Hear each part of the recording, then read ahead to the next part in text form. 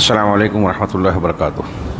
الحمد للہ رب العالمین والصلاة والسلام علی سید المرسلین وعلی آلہ وصحبہ اجمعین ومن تبعہم بإحسان الی یوم الدین۔ اعوذ باللہ من الشیطان الرجیم، بسم اللہ الرحمن الرحیم۔ شرع لکم من الدین ما وصى به نوح والذی اوحینا الیک وما وصینا به ابراہیم وموسیٰ وعیسیٰ ان اقیموا الدین ولا تتفرقوا فیہ کبر علی المشرکین ما تدعوہم الیہ اللہ یجتبی الیہ من یشاء ویہدی الیہ من ینیب وما تفرقوا الا من بعد ما جاءہم العلم بغیا بینہم ولولا کلمۃ سبقت من ربک الی اجل مسمى لقضی بینہم وان الذین اورثوا الکتاب من بعدہم لفی شک منہ مریب۔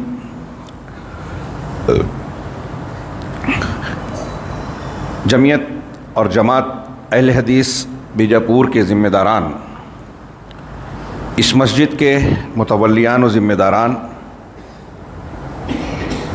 علماء کرام، میرے بزرگوں، بھائیوں، اسلامی ماؤں اور بہنوں، بڑی سعادت کا احساس ہو رہا ہے کہ اللہ رب العالمین نے یہ توفیق ارزانی عطا فرمائی کہ آپ کے درمیان حاضر ہوں اور دین سے متعلق ہم کچھ باتیں کہیں سنیں۔ ظاہر سی بات ہے، ابھی آپ نے جو سنا، نظر اللہ امرأ سمع مقالتی ثم وعاها فأداها الی من هو افقہ منہ او کما قال، یہ اس فضیلت کا حصہ ہے۔ اللہ رب العالمین کے لیے اگر ہمارا یہ اکٹھا ہونا، کہنا سننا اخلاص کے ساتھ ہو تو یہ ہمارے دنیا اور آخرت میں یقیناً مفید ہوگا۔ رب العالمین سے دعا ہے کہ وہ ہمیں اخلاص دے، اور یہ اس کے دین کی برکت ہے کہ آپ مجھے اتنی عزت دے کر یہاں بات سن رہے ہیں، موقع دے رہے ہیں، مجھے پہچان رہے ہیں، میں آپ کے درمیان حاضر ہو رہا ہوں۔ یہ اللہ رب العالمین کے دین کی بے شمار برکتوں میں سے ایک برکت ہے۔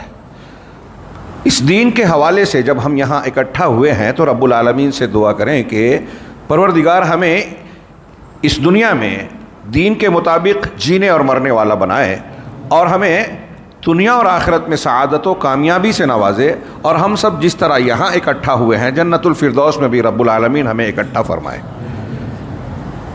لیکن ایک بات اگر ہم عمومی طور سے کہیں کہ آج دنیا کے حالات کیا ہیں بشمول مسلمانوں کے، تو رب العالمین کا ایک فرمان سورہ انبیاء کی ابتدائی آیت ملاحظہ فرمائیں۔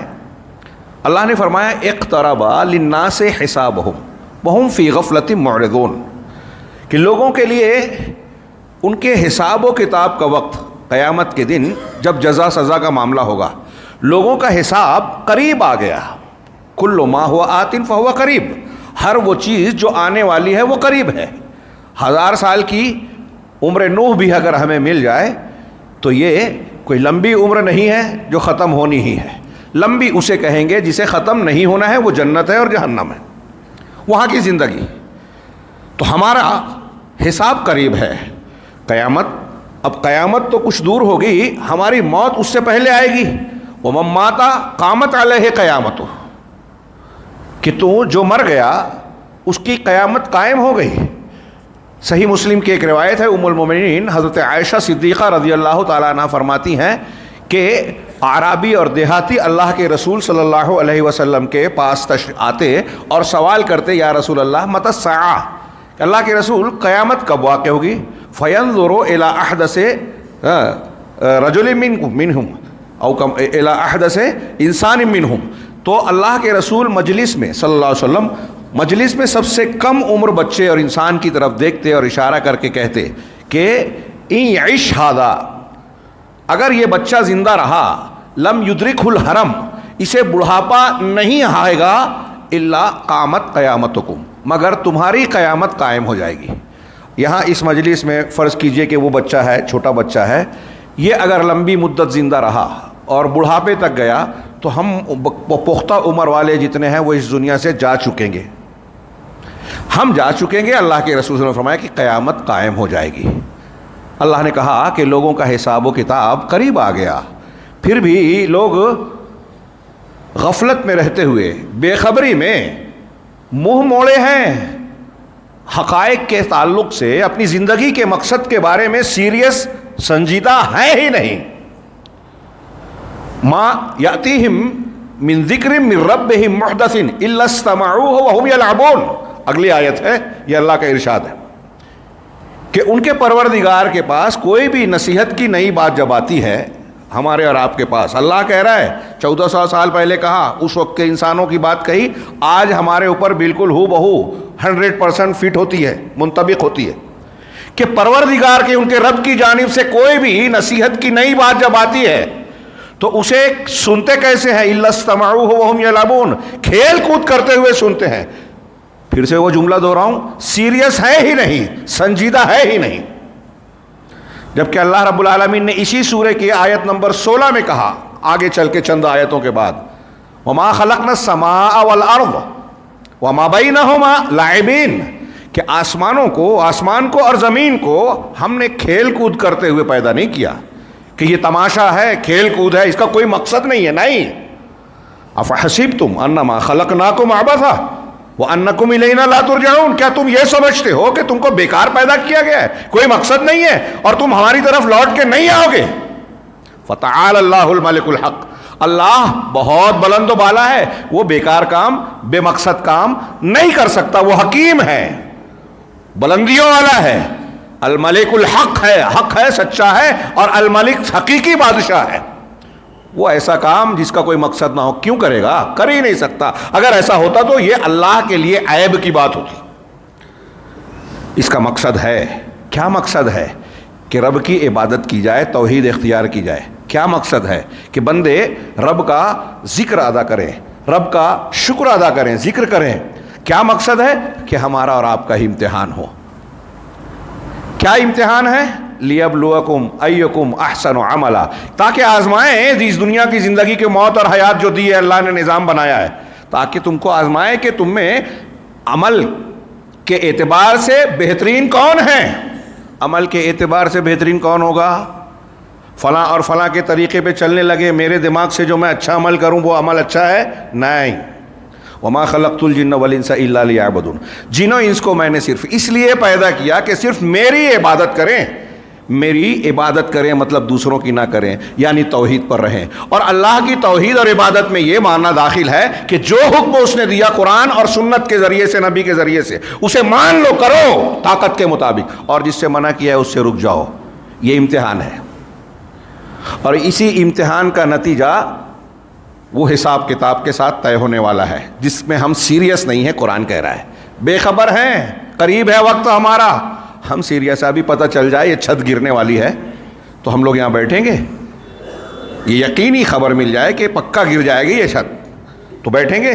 لیکن ہم تو ایمان رکھتے ہیں نا, ایمان یقین کو کہتے ہیں. شک آ گیا تو ایمان نہیں رہے گا, اللہ کے یہاں قبول والا قبول نہیں ہوگا. ہمیں یقین ہے کہ ہمیں مرنا ہے, مرنے کے بعد دوبارہ اٹھنا ہے, اٹھنے کے بعد حساب دینا ہے, اور حساب کے بعد جیسا عقیدہ و عمل ہوگا اس اعتبار سے رب العالمین کا فیصلہ ہونے والا ہے. یفصل بینکم یوم القیامہ, تمہارے درمیان قیامت کے دن فیصلہ کرے گا مالک یوم الدین. وہ قیامت کے دن, جزا کے دن کا مالک ہے, جب ساتوں آسمان اور زمین اللہ کی مٹھی میں اور داہنے ہاتھ میں لپٹے ہوئے ہوں گے, اور کہے گا این انا الملک, میں ہوں بادشاہ, اب میرا فیصلہ نافذ ہوگا. اور بادشاہ جو حق بادشاہ ہے وہ ظلم نہیں کرے گا. ہر ایک کو فمن یعمل مثقال ذرۃ خیرا یرہ ومن یعمل مثقال ذرۃ شرا یرہ, ذرہ برابر بھی خیر ہو دیکھے گا, ذرہ برابر بھی شر ہو جس نے عمل کیا ہے دیکھے گا. کیا ہم اور آپ یہ ایمان رکھتے ہیں میرے بھائیوں؟ میں سوال کر رہا ہوں آپ سے. یہ چیزیں جو میں نے بیان کی یہ کوئی نئی بات نہیں کی, یہ ہمارے ایمان کا حصہ ہے کہ نہیں ہے؟ ہے نا. پھر بھی آپ سے بھی اور ماؤں بہنوں سے بھی خصوصی طور سے گزارش کر رہا ہوں کہ غور کریں. اللہ کہہ رہا ہے کہ ہم بے خبر ہیں, سیریس نہیں ہیں, سیریس ہو جائیں. یہ مذاق نہیں ہے. اللہ نے جو زندگی دی ہے بے مقصد نہیں ہے. کیا مقصد ہے؟ کیا ہونے والا ہے؟ یہاں اللہ رب العالمین نے جب امتحان رکھا ہے تو اس کا یہ قانون ہے کہ جیسا عمل کرو گے ویسا بدلہ ملنا ہے, طے ہے. دنیا میں بھی, برزخ میں بھی, آخرت میں بھی. 3 مرحلہ ہے اگلا ہمارا. اب دنیا میں دیکھیے کیا صورتحال ہے. ہم مسلمان بہت سکون سے ہیں, سکھ ہی سکھ, راوی چین ہی چین. لکھ رہا ہے کیا؟ گھر سے لے کے عالمی سطح تک مسلمان لہو لہان ہے, زخم ہی زخم ہے, چور چور ہے, ہر کسی کا نشانہ ہے مسلمان. اور یہ فطری بات ہے کہ جو اہل حق ہوں گے, دنیا کے جتنے باطل ہیں سب اس کو چھیدیں گے, نقصان پہنچائیں گے, سازشیں کریں گے. روز ایک نئی خبر. آج کا اخبار اٹھائیے, آسام میں مسلمانوں کے خلاف ایسا قانون بنایا گیا, شادی رجسٹریشن کرانا ہوگا, تعدد ازدواج پر پابندی لگنے والی ہے. اس سے پہلے قانون بنا کہ آپ یہ نہیں کھا سکتے, یہ کھا سکتے ہو. کوئی غلطی مسلمان نوجوان سے ہو گئی, اس کو اور جس کو شک ہے اس پر بلڈوزر. 1 سال پہلے کھرگون میں واقعہ ہوا تو ایسے شخص پر بھی مقدمہ لایا گیا, پتھر مارنے کا مقدمہ ڈالا گیا جس کے دونوں ہاتھ ہی نہیں تھے. یہ خبر میں ہے, آن ریکارڈ ہے. جس کے 2 ہاتھ نہیں ہے, پتھر مارنے کا کیس اس پہ ڈالا گیا, گھر پہ بلڈوزر چلا دیا گیا. آپ سوچئے تھوڑی دیر کے لیے, دنیا جس کے پیچھے ہم مرے جا رہے ہیں, بہت پریشان ہیں, یہ کما لیں وہ بنا لیں, یہی پوری زندگی 24 گھنٹے کی فکر ہے. آن کے آن میں ایک طوفان آتا ہے, گھر صاف ہو گیا. ابھی کہیں سیلاب ہے, کہیں سونامی ہے, وائناڈ کا واقعہ ہمارے سامنے ہے.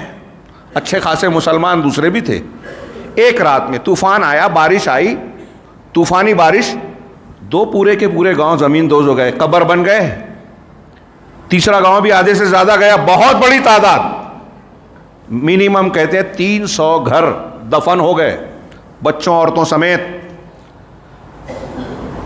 قدرتی آفات, انسانی طور سے ہمارے خلاف قانون بن رہا ہے, سیاسی سازشیں ہو رہی ہے, یہود و نصارہ مل کر حملے کر رہے ہیں اور ساز باز کر کے کہیں غزہ کو کھنڈر بنا دیا اور کہیں ہمارے درمیان ہی کچھ لوگوں کو ایجنٹ بنا کر پیش کیا اور اس کو بہانہ بنا کر مسلمانوں پر حملہ کرتے ہیں. ابھی میں نام لوں گا تو بہت سے لوگوں کو برا لگے گا کہ یہ کیا کہہ رہے ہیں, ان کا نام کیوں لے رہے ہو. ہیں ہمارے درمیان, ابھی شیخ بیان کر رہے تھے انکار حدیث اور عظمت حدیث, حدیثوں کو انکار کرنے والے مسلمان. گستاخ رسول گستاخی کر رہے ہیں, ہم احتجاج کر رہے ہیں, ہر جگہ کرنا چاہیے. اور اسلامی حکومت ہوگی تو اس کو قتل کیا جائے گا. کوئی نوٹ کر رہا اور نوٹ کرے, جو گستاخ رسول ہے. حکومت کا باغی دنیا کے قانون میں بچتا نہیں ہے, رسول کا باغی اور رسول کی شان میں گستاخی کرنے والا اس سے 10 گنا اور زیادہ گنا بڑا گنہگار ہے. قانون نہیں بنے گا تو لوگ قانون ہاتھ میں لیں گے, تاریخ رہی ہے. تو گستاخی رسول کے لیے ہم احتجاج کریں اور ہم خود ہم گستاخی رسول کریں, اللہ کے رسول کے صلی اللہ علیہ وسلم کی حدیثوں کا مذاق اڑائیں, تردید کریں. یہ حدیث سمجھ میں نہیں آتی وہ حدیث, اور جو ایسا کہتا ہے ہم اس کو اپنا پیشوا بناتے ہیں. یہ بہت بڑے مفکر ہیں, دانشور ہیں, ان کے پیچھے چلیں گے, ان کا مسلک لیں گے. میں روز نہیں آتا یہاں, موقع ہوگا تو اس پہ تسلسل کے ساتھ گفتگو کرتے. مجھے افسوس ہے ہمارے درمیان کل کے جمعہ کے خطبے میں نے مالیگاؤں میں جس عنوان پہ دیا, ائمہ مضلین, گمراہ کرنے والے پیشوا اور امام. اللہ کے رسول صلی اللہ علیہ وسلم نے کہا کہ میری امت پر مجھے دجال سے زیادہ اس کا ڈر ہے کہ گمراہ کرنے والے اماموں کے پیچھے میری قوم چلے گی.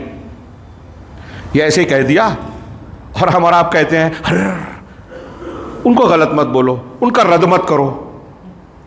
ابھی اشارہ کر رہے تھے ڈاکٹر انجینئر ڈاکٹر اسرار, وحدت الوجود کے عقیدے کے قائل ہیں, بیان کر رہے ہیں.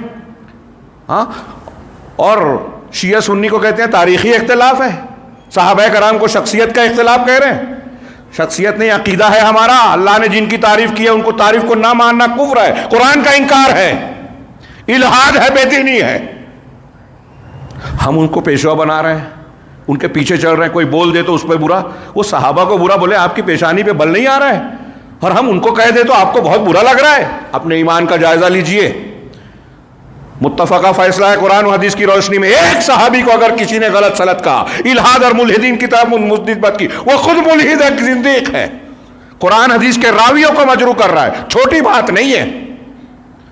اب ان کو سننے والے 1 کروڑوں, کچھ لوگ یہ بھی کہتے ہیں ارے ان کو لائک کرنے والے, سبسکرائب کرنے والے 1 لاکھ ہیں, تو کیا جس کے زیادہ تعداد ہوگی وہ صحیح ہے؟ آپ کے یہاں یہ معیار ہے؟ اللہ کے رسول نے کہا کہ 73 فرقے ہوں گے, 72 جہنم میں جائیں گے, جہنم کے راستے پہ, 1 جنت کے راستے پہ ہوگا. تو 72 زیادہ ہے یا 1؟ جس کی تقریر سننے والے، سبسکرائب کرنے والے، ارے سازش کرنے والوں کو تو دکھایا جائے گا آپ کو کہ ان کو اتنے لائک کرتے ہیں. یہ تعداد اور ان چیزوں کو نہ دیکھیے. اللہ کے رسول نے خارجیوں سے آگاہ کرتے ہوئے کہا تھا کہ صحابہ تم اپنی نماز کو ان کی نماز سے کم سمجھو گے، اپنے روزے اور تلاوت کو ان کے روزے اور تلاوت سے کم سمجھو گے، لیکن وہ دین سے ایسے نکل جائیں گے جیسے تیر شکار کو چھید کے نکلتا ہے. قرآن پڑھیں گے لیکن ان کے حلق سے نیچے نہیں اترے گا. مجھے مل جائے تو قوم عاد کی طرح ان کو صفایا کر دوں گا، تم کو ملے تو مارنا، لائک نہیں کرنا. ہمارے لوگ لائک کر رہے ہیں. بڑے افسوس کی بات ہے، چھوٹی بات نہیں کر رہا ہوں میں، ہم سنجیدہ ہی نہیں ہیں. اقترب للناس حسابهم وهم فی غفلۃ. ہم یہ جو باتیں میں عرض کر رہا ہوں، شروع میں نے جو کہا کہ ہم سنجیدہ نہیں ہیں، قیامت کے دن حساب، میرے جو باتیں میں عرض کر رہا ہوں نا، ہر چشمہ نکال کے اس کو دیکھیے، صرف یہ چشمہ رکھیے کہ ہمیں اللہ کے سامنے جواب دینا ہے. یہ دنیا ہم کو ایک چانس ملا ہے. مرد، خواتین، ماؤں، بہنوں، بھائیوں، سب سے کہہ رہا ہوں، انتہائی اخلاص کا، ہمیں کسی سے دشمنی نہیں ہے. کوئی ڈاکٹر ہو، کوئی انجینئر ہو، اگر وہ صحابہ کو، وہ قرآن حدیث کو رد کریں گے تو ہم ان کا رد کریں گے. یہ ہمارا حق فرض ہے. نہیں کریں گے تو اللہ کے یہاں ہم پکڑے جائیں گے. آپ کو برا لگتا ہے تو کیوں برا لگ رہا ہے؟ سنجیدہ نہیں ہیں آپ دین کے معاملے میں. حساب قریب ہے لیکن بے خبر ہو. اللہ رب العالمین کے یہاں کیا جواب دیں گے؟ میری انا، میرا مسلک، میرے بڑے، سب نکال کے کنارے کیجئے. اللہ اور رسول، ابھی آپ نے سنا نا، شیخ نے بھی بڑی پیاری بات کہی. دین کا دار و مدار قرآن حدیث ہے. اور یہ قرآن حدیث کیسے سمجھیں گے؟ آپ نے شیخ سے سنا، صحابہ کرام کا معیار ہے. یہ کوئی ہم نے شرط نہیں لگائی ہے، اللہ اور رسول نے لگائی ہے. ابھی آگے میں گفتگو کروں گا. میں فی الحال یہ کہہ رہا تھا کہ مسلمانوں کی حالات اب دنیا میں مکافات عمل ہے.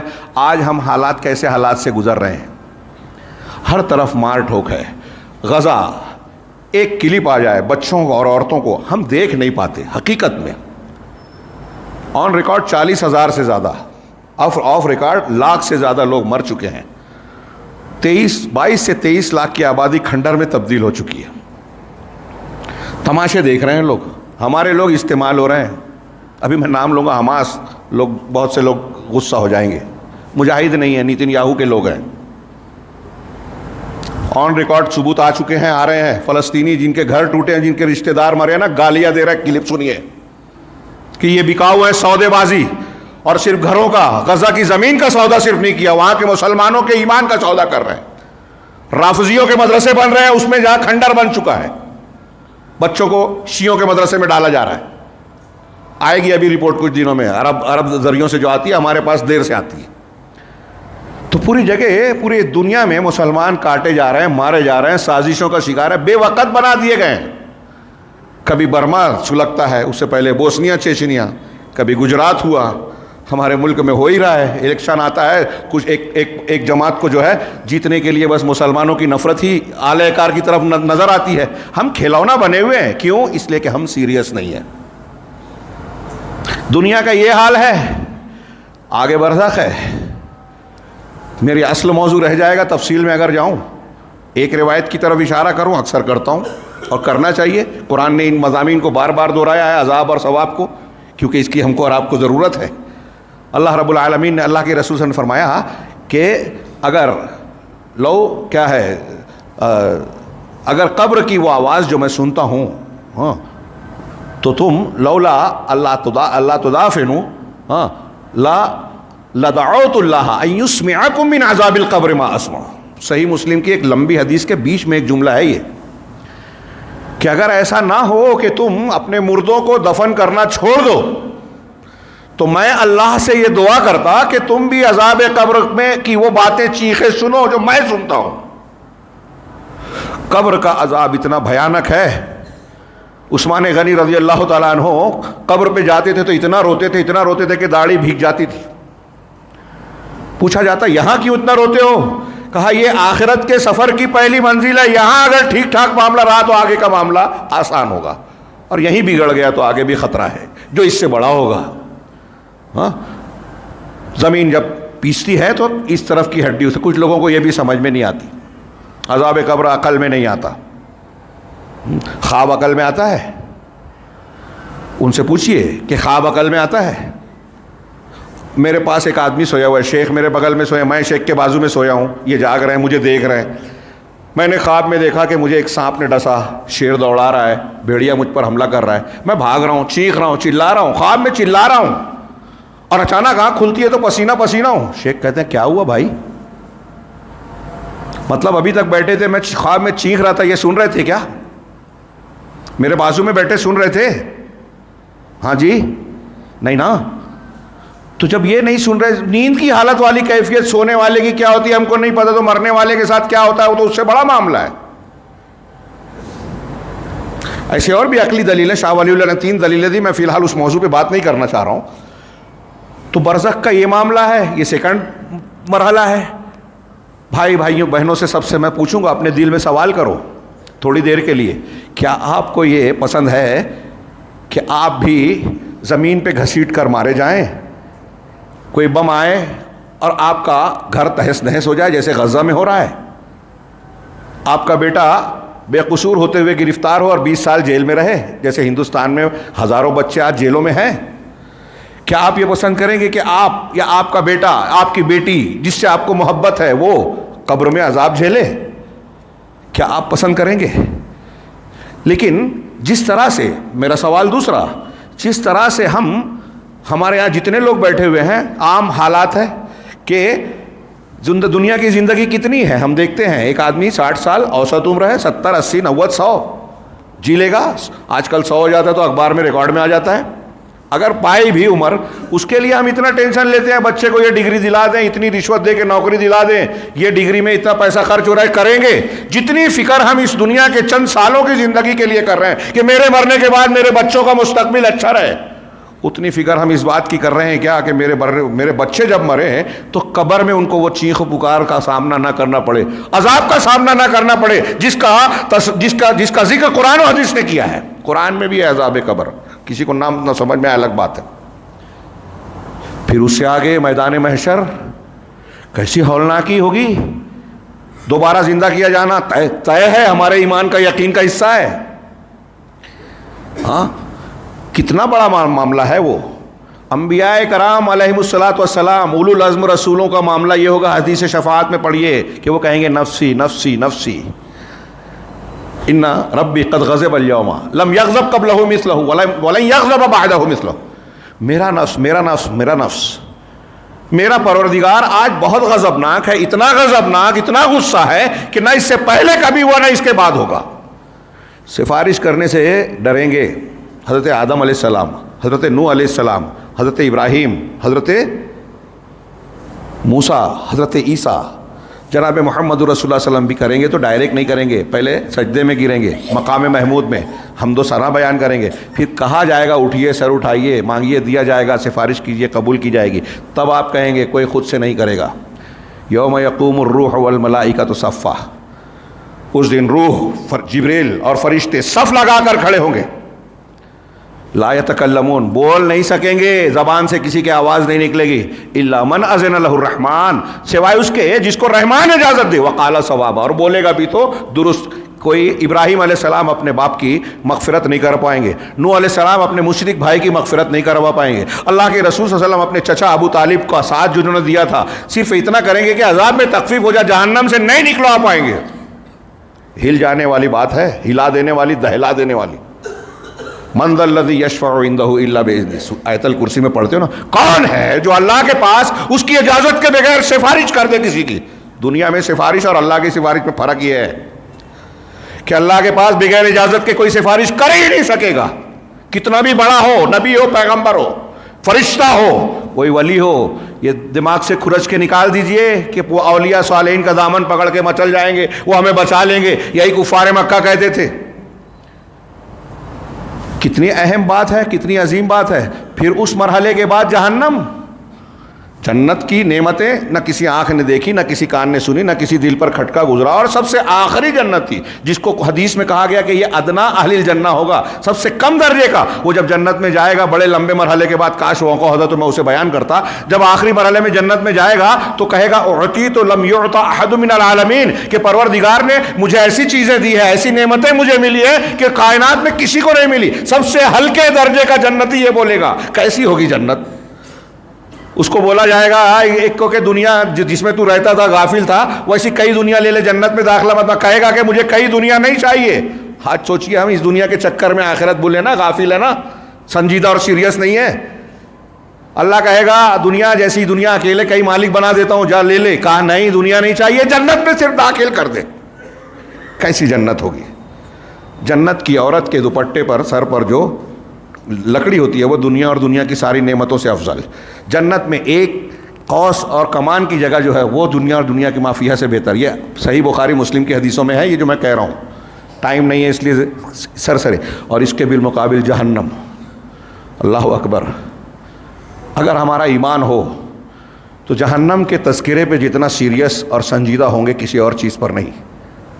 دیکھیے صحابہ کرام، ابوبکر صدیق، عمر فاروق، محمد رسول اللہ صلی اللہ علیہ وسلم کو بھی دیکھیے، امت کے بارے میں سوچ کر اور اپنے بارے میں کیسے خوف زدہ اور دہشت زدہ ہو جاتے تھے جہنم کے تذکرے پر.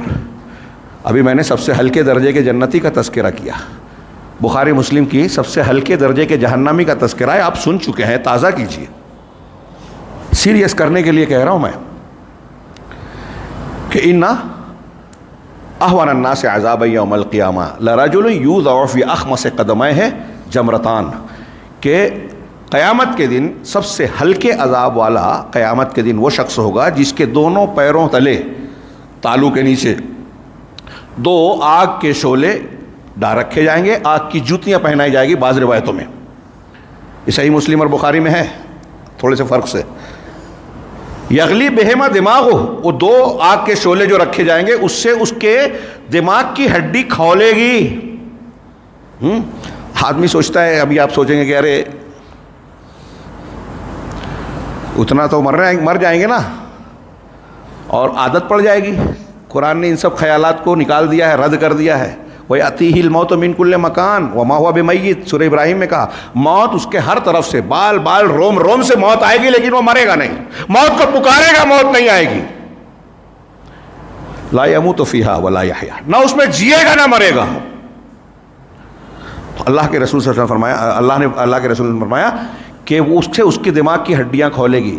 یرا انہ اشد الناس عذابا، اس کو ایسا لگے گا کہ وہ جہنم میں سب سے زیادہ سخت عذاب والا ہے. وہو اہون، حالانکہ وہ سب سے ہلکے عذاب والا ہوگا. جہنم کی آگ ڈامر سے زیادہ کالی. دنیا کی آگ 70 گنا آگ کو بانٹو تو ایک حصہ ہے، اس سے 69 گنا زیادہ آگ. صحابہ نے کہا کہ جلانے کے لیے تو یہ کافی، کہا نہیں، لیکن اللہ نے اس کو اتنا سخت کیا ہے. جب بھی چمڑیاں جھلس جائے گی، نئی چمڑی آ جائے گی تاکہ عذاب کا مزہ چکیں. عذاب ہلکا نہیں ہوگا. قرآن نے کہا فذوقوا فلن نزیدکم الا عذابا. مجھے یاد پڑتا ہے کسی صحابی کا قول ہے کہ قرآن میں اللہ کے عذاب سے ڈرانے والی اس سے زیادہ بھیانک کوئی آیت نہیں ہے. بھیانک مطلب ڈرانے کے اعتبار سے. وہ کیا کہ کہا جائے گا کہ فذوقوا، مزہ چکھو عذاب کا، فلن نزیدکم الا عذابا، تمہارے عذاب میں ہی اضافہ ہم کریں گے، اس کے علاوہ کچھ نہیں. یعنی یہ کتنی دہشت کی بات ہے کہ عذاب اور دن گزرنے کے ساتھ بڑھتا جائے گا، گھٹے گا نہیں. اب میں پھر سے سوال کرتا ہوں، کیا آپ، میں، ہماری مائیں بہنیں جو اپنے بچے کو چھوٹی سی چوٹ آ جانے پر تلملا جاتے ہیں، کوئی پڑوسی مار دے تو اس سے لڑ جاتے ہیں، کوئی خطرہ پیدا ہو تو بھیڑ جاتے ہیں، کیا پسند کریں گے کہ وہ جہنم کا، ایسی بھیانک جہنم کا ایندھن بنے؟ ہم خود بنے؟ اللہ کریم ہے، وہ کہتا ہے یا ایھا الناس یا ایھا الذین آمنوا، اے ایمان والو، قوا انفسکم، ہاں اپنے آپ کو ڈراؤ، اپنے آپ کو بچاؤ، واہلیکم، اور اپنے اہل و عیال کو، بال بچوں کو بچاؤ. کس سے بچاؤ؟ نارا، آگ سے، جہنم سے، آگ سے بچاؤ. وہ آگ کون سی ہے؟ وقودھا الناس والحجارہ، جس کا ایندھن جلنے والے انسان ہوں گے اور پتھر بھی جلیں گے. تو ہم اور آپ کیا ہیں؟ کہ اللہ کہہ رہا ہے ہم سے، اللہ ہم کو عذاب نہیں دینا چاہتا. ما یفعل اللہ بعذابکم ان شکرتم وآمنتم، اللہ تمہیں عذاب دے کر کیا کرے گا اگر تم شکر گزار اور ایمان والے بن جاؤ. یہ بھیانک عذاب ہے لیکن اللہ کا مقصود نہیں ہے، میں یہ عرض کر رہا ہوں. لیکن ہم اور آپ سیریس نہیں ہیں. کیسے نہیں ہے؟ اس لیے کہ اللہ رب العالمین نے اتنے اہتمام سے قرآن اتارا، حدیثیں اتاری، قرآن و حدیث کو محفوظ بنایا جو ابھی آپ سن رہے تھے. علماء پیدا کیے تفسیر کے، حدیث کے، اور وہ صرف ان کی حفاظت ہی نہیں کی، قرآن حدیث کو بگاڑنے، خراب کرنے، ان کی غلط تشریح کرنے کی پوری تاریخ میں جب جس نے کوشش کی اس کا رد کرنے والا رب العالمین نے پیدا کیا. اور ہم سیریس ہی نہیں ہیں. قرآن حدیث دیکھا جائے گا، غلط، ان کو کیا ضرورت ہے رد کرنے کی. اللہ رب العالمین نے، میں نے جو 3 مرحلے بتائے کہ دنیا میں آج ہمارا کیا حشر ہو رہا ہے، کیا درگت ہے، برزخ، اگر یہاں ہماری دعائیں قبول نہیں ہو رہی ہے، پوری دنیا میں مانگ رہے ہیں ہم غزہ کے لیے، ہمارے اپنے لیے، تو بظاہر ایسا نہیں لگتا کہ قبول ہو رہے. کیوں؟ غور کرنے کی بات ہے، سیریس ہو جائیں. برزخ اور جہنم کا پھر کیا حال ہوگا؟ اب اگر وہاں سے ہم بچنا چاہتے ہیں، دنیا کے حالات سدھارنا چاہتے ہیں، تو کوئسچن مارک، حل کیا ہے؟ کیا ہم سیریس ہیں حل کو جاننے کے لیے؟ حل ہمارے لیے دنیا میں کامیابی کا راستہ کیا ہے، آخرت میں کامیابی کا راستہ کیا ہے؟ چھوڑیے وہ فلاں ایسے ہیں، فلاں دانشور ہے، فلاں مفکر ہے. رب العالمین سے بڑھ کر کریم، ہم پر انعام و احسان کرنے والا کوئی ہو سکتا ہے؟ کیا رب العالمین نے ہمیں نسخہ نہیں بتایا کہ آپ کو عزت کیسے ملے گی دنیا میں، نجات کیسے ملے گی برزخ اور آخرت میں؟ بتایا ہے، لیکن ہم سیریس نہیں ہیں. بہت سارے مقامات پر قرآن نے جو کہا، سکھایا، اس میں سے ایک جگہ کی یہ آیتیں میں نے پڑھی. شرع لکم من الدین ما وصی بہ نوحا، کہ اللہ نے تمہارے لیے بھی وہی دین، الدین مقرر کیا ہے جس کی تاکید کی، وصیت کی. دنیا میں وصیت ہم کہتے ہیں جو مرنے والا مرنے کے بعد کے نفاذ کے لیے بولتا ہے، لیکن وصیہ تاکیدی حکم، یعنی صرف حکم دینا ایک ہے کہ میں نے آپ کسی نے کسی کو آرڈر دیا، حکم دیا، لیکن یہ ہے کہ تاکید سے کہا نہیں ایسا کرنا ہی ہے. جیسے وصیت مرنے والے کی اس لیے کہتے ہیں کہ میرے ابا کا انتقال ہوا، انہوں نے آخری وقت یہ کہا تھا، تو میرے نزدیک عام حکم کے مقابلے میں اس کی اہمیت ہے کہ یہ آخری وقت میں ان کی خواہش تھی، لہٰذا اس کو اہمیت دی جائے. اللہ کہہ رہا ہے کہ ہم نے وصیت کی، وَوَصَّيْنَا لَكُمْ وَشَرَعَ لَكُمْ مَا وَصَّىٰ بِهِ نُوحًا، کہ جس کی وصیت ہم نے نوح علیہ السلام کو کی تھی. وَالَّذِي أَوْحَيْنَا إِلَيْكَ، اور اے رسول محمد صلی اللہ علیہ وسلم کو خطاب ہے یہاں، آپ کی طرف بھی اسی کی وحی کی. یہ دین کسی بزرگ نے نہیں بنایا، کسی دانشور نے نہیں بنایا، کسی کی عقل اور دماغ پہ منحصر نہیں ہے، بلکہ یہ وحی سے ملا ہے، ہمیں آسمان سے نازل ہوا ہے. اور وحی الہی محفوظ ہے، معصوم ہے، حکیم ہے، اس میں خامیاں نہیں ہے. ہمارے دماغ میں کوئی چیز سمجھ میں نہ آئے تو یہ ہمارے دماغ کی خامی ہے، عقل کی خامی ہے، علم کی خامی ہے، وحی میں خامی نہیں ہے. تو جس کی ہم نے اس دین کی جس کی وحی آپ کی طرف کی، وَمَا وَصَّيْنَا بِهِ إِبْرَاهِيمَ وَمُوسَىٰ وَعِيسَىٰ، اور جس کی وصیت ہم نے ابراہیم، عیسیٰ اور موسیٰ کی طرف کی.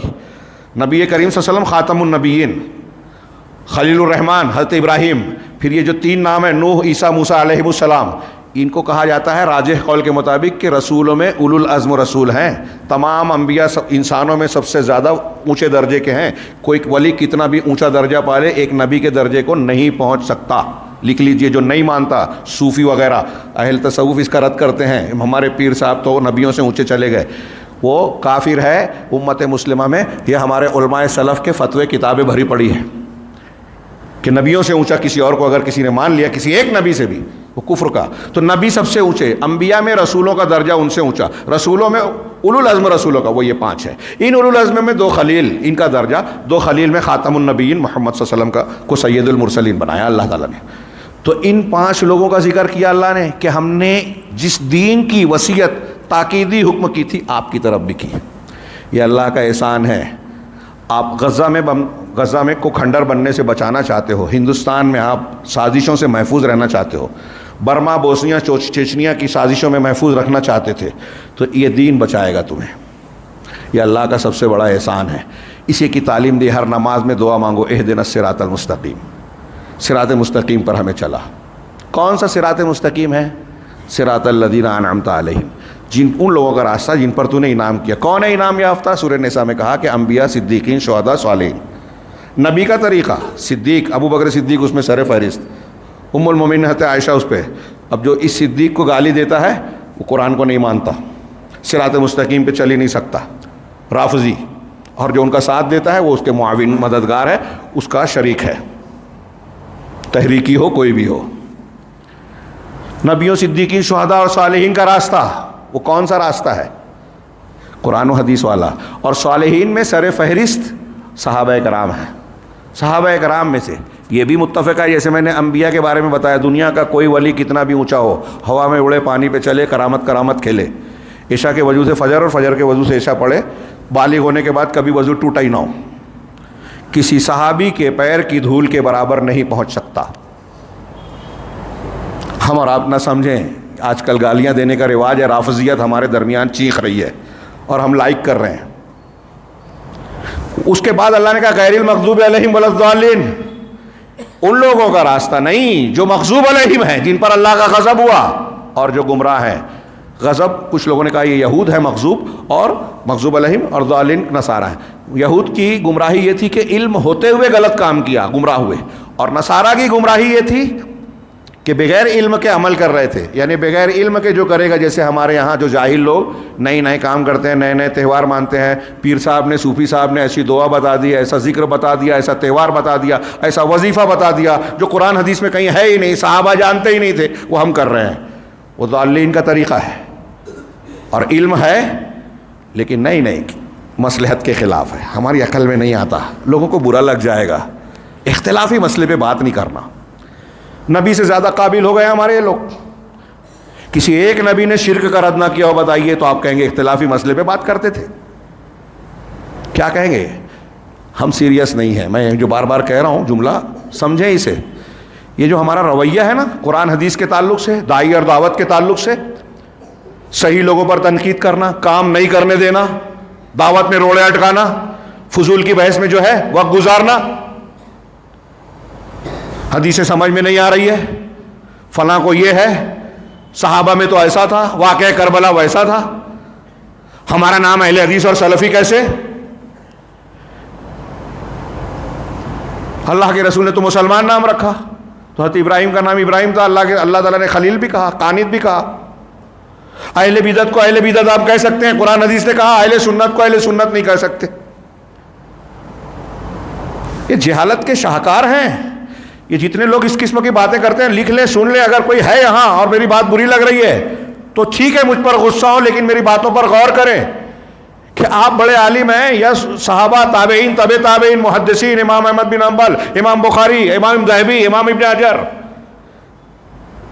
یہ اہل الحدیث، سلفی، اہل الاثر، طائفہ منصورہ، یہ ان الفاظ کا استعمال کرتے تھے۔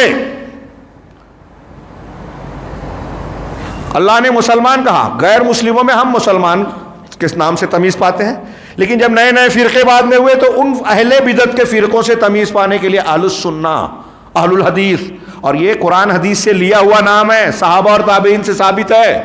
میرے پاس ہاتھ میں کتاب ہے، اس میں کم سے کم 40-50 اقوال اور فتاوے مل جائیں گے پرانے۔ امام ذہبی نے 20 محدثین علماء کے بارے میں لکھا، امام دارقطنی کے بارے میں کہا کہ نہ وہ کلام میں شامل ہوتے تھے، نہ بدعت کے کسی میں بدعتی امور میں خائض تھے، وہ کانا سلفین، وہ سلفی تھے۔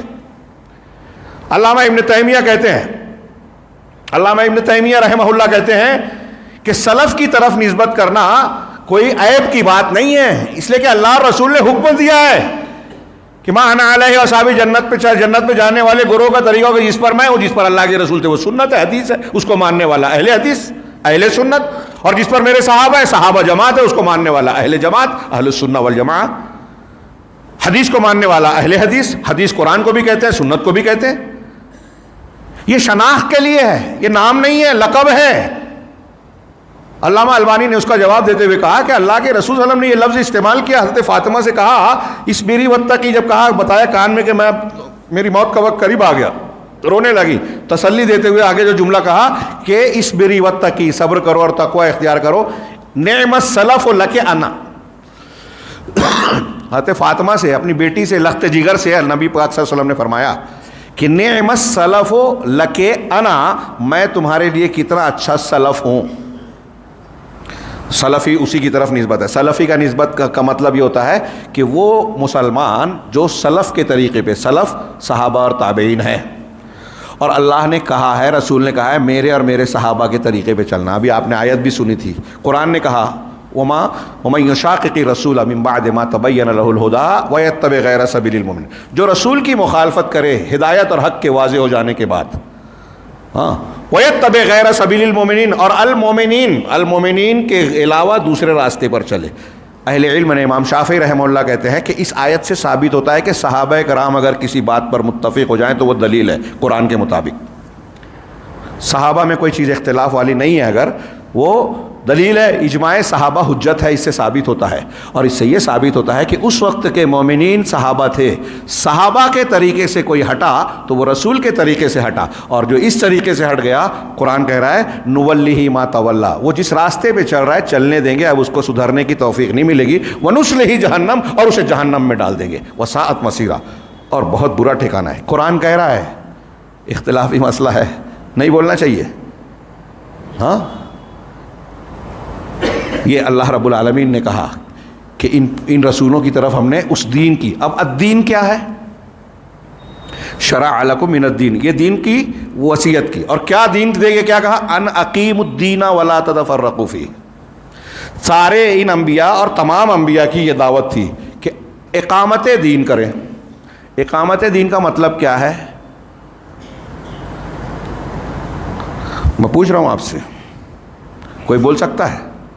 ہمارے یہاں شیخ ابو العلا مودودی رحمہ اللہ نے اس کی تشریح کرتے ہوئے کہہ دیا کہ تمام انبیاء کا جو اصلی مقصد تھا وہ یہ تھا کہ اسلامی حکومت قائم کریں۔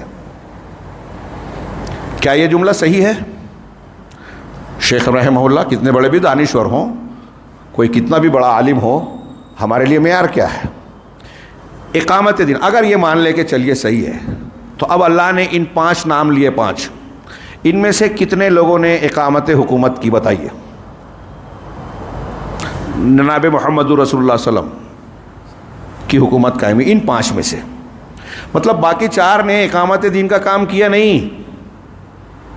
اور جب آپ نے غلط تشریح کی تو نتیجہ کیا نکلا؟ ان کی تحریروں میں دیکھیے، ان کی ہے سید قطب صاحب کی، اللہ ان کو معاف کرے، لیکن ہم ان غلطیوں کو جان کے اگر اس کو مان رہے ہیں تو ہم گنہگار ہوں گے۔ وہ یہاں تک کہہ گئے کہ کچھ انبیاء کرام اپنے مشن میں کامیاب نہیں ہوئے، کچھ کامیابی کے قریب تک پہنچ گئے لیکن کامیاب نہیں ہو پائے۔ ان کی تحریروں میں ہے، ضرورت پڑے گی تو آپ لے سکتے ہیں، حوالے بھی، کتابیں بدرج ہے، بہت بھرپور لکھی ہوئی ہے۔ انبیاء کو غلط قرآن کا معنی کیا، تو اقامت دین کا مطلب کیا ہے؟ میرے ہاتھ میں علامہ ابن کثیر رحمہ اللہ کی شرح کا زیروکس ہے، اس کی جو شرح انہوں نے کی اور دوسرے مفسرین نے کی ہے، اٹھا کے دیکھ لیجئے، میں اگر وہ کرنے لگوں گا، عبارت پڑھوں گا بہت وقت لگے گا۔ انہوں نے کہا کہ جو اللہ نے عقیدہ دیا، وحی سے اتارا نا الدین کو، جو عقیدہ دیا، احکام دیے، اعمال دیے، عبادات دی، حلال اور حرام دیا، اس کو تم نافذ کرو۔ اب نافذ کیسے کرو گے؟ فرض کیجئے کہ میں بہت غریب آدمی ہوں، فرض کیجئے میں غریب، مطلب پیسے نہیں ہیں میرے پاس، میں زکوٰۃ دے نہیں سکتا اور نہیں دیا میں نے، تو آپ شیخ آ کے مجھ کو گردن پکڑیں گے کہ بھائی تو مولوی ہو گیا، قرآن حدیث جانتا ہے اور زکوٰۃ دیتا نہیں ہے، بولیں گے؟ آپ بولیں گے؟ میں غریب آدمی ہوں تو آپ مجھ پر یہ کہ اللہ نے تو کہا ہے نا اقیموا الصلاۃ وآتوا الزکوٰۃ، زکوٰۃ ادا کرنا رکن اسلام ہے اور تم دیتے نہیں ہو، تو مجھ سے میں سوال کر رہا ہوں آپ سے، پبلک سے، کہ کیا آپ مجھے غریب آدمی ہوں یا کوئی بھی غریب آدمی ہے، ایک بیچارہ آٹو رکشہ چلاتا ہے، مزدوری کرتا ہے، روز کنواں کھودتا ہے، پانی پیتا ہے، اس کے پاس بچتا ہی نہیں ہے، بیمار پڑ گیا، آپریشن آ گیا تو اس سے مدد لینا پڑتی ہے، تو کیا آپ اس سے یہ کہیں گے کہ زکوٰۃ رکن اسلام ہے، اس پر عمل کرو، زکوٰۃ دو؟ کہیں گے؟ سوچنا پڑ رہا ہے آپ لوگوں کو؟ شک ہے کیا؟ میرے سوال کچھ مشکل ہے کیا؟ نہیں نا۔ مطلب یہ کہ جو طاقت نہیں رکھتا اس پر زکوٰۃ فرض ہوگی کیا؟ نہیں ہوگی۔ تو اقامت دین بھی جس کی جتنی طاقت ہے اتنی فرض ہوگی، اور اس کی دلیل کیا ہے؟ اقامت دین، دین کو قائم کرنا، اور دین کی بنیاد توحید ہے، ابھی آپ نے سنا، بار بار سنا۔ یا دین کی تشریح کے لیے میں اشارہ کروں، وقت نہیں ہے کہ پوری حدیث بیان کروں، حدیث جبرائیل کے نام سے مشہور ہے، صحابہ کے بیچ میں حضرت عمر بن خطاب رضی اللہ تعالیٰ عنہ راوی ہیں، حضرت جبرائیل تشریف لائے ایک آدمی کے بھیس میں، حضرت عمر کہتے ہیں کہ ایسا آدمی تھا جس پہ ہم میں سے کوئی پہچانتا بھی نہیں تھا، اور اس کے کپڑے لباس پر کوئی سفر کا نشان بھی نہیں تھا۔ یعنی ہم میں سے پہچانتا نہیں تھا، مطلب مدینہ کا نہیں تھا، تو باہر کا ہونا چاہیے، باہر کا ہوتا تو سفر کا نشان ہوتا، ایسا بھی نہیں تھا۔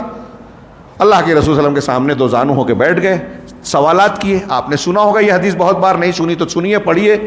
ایمان کیا ہے؟ پہلا سوال اسلام کیا ہے، دوسرا سوال ایمان کیا ہے، تیسرا سوال احسان کیا ہے، چوتھا سوال قیامت کب ہوگی، پانچواں سوال قیامت کے علامتیں کیا ہے۔ پہلے سوال کے جواب میں اللہ کے رسول نے کہا اسلام جو 5 ارکان ہیں، شہادتین کے ساتھ نماز، روزہ، حج، زکوٰۃ، یہ 5 چیزیں بیان کی۔ ایمان کے جواب میں اس نے کہا سچ کہا، پھر اس کے بعد وہ کہا ایمان کیا ہے، تو کہا ایمان یہ ہے، اللہ پر ایمان، فرشتوں پر، کتابوں پر، رسولوں پر، یوم آخرت پر، تقدیر کے بھلے برے پر، یہ 6 چیزوں کو ایمان میں بیان کیا۔ پھر پوچھا احسان کیا ہے، کہا تم احسان یہ ہے کہ تم اس طرح اللہ کی عبادت کرو کہ تم اسے دیکھ رہے ہو، یا یہ کہ وہ تمہیں دیکھ رہا ہے۔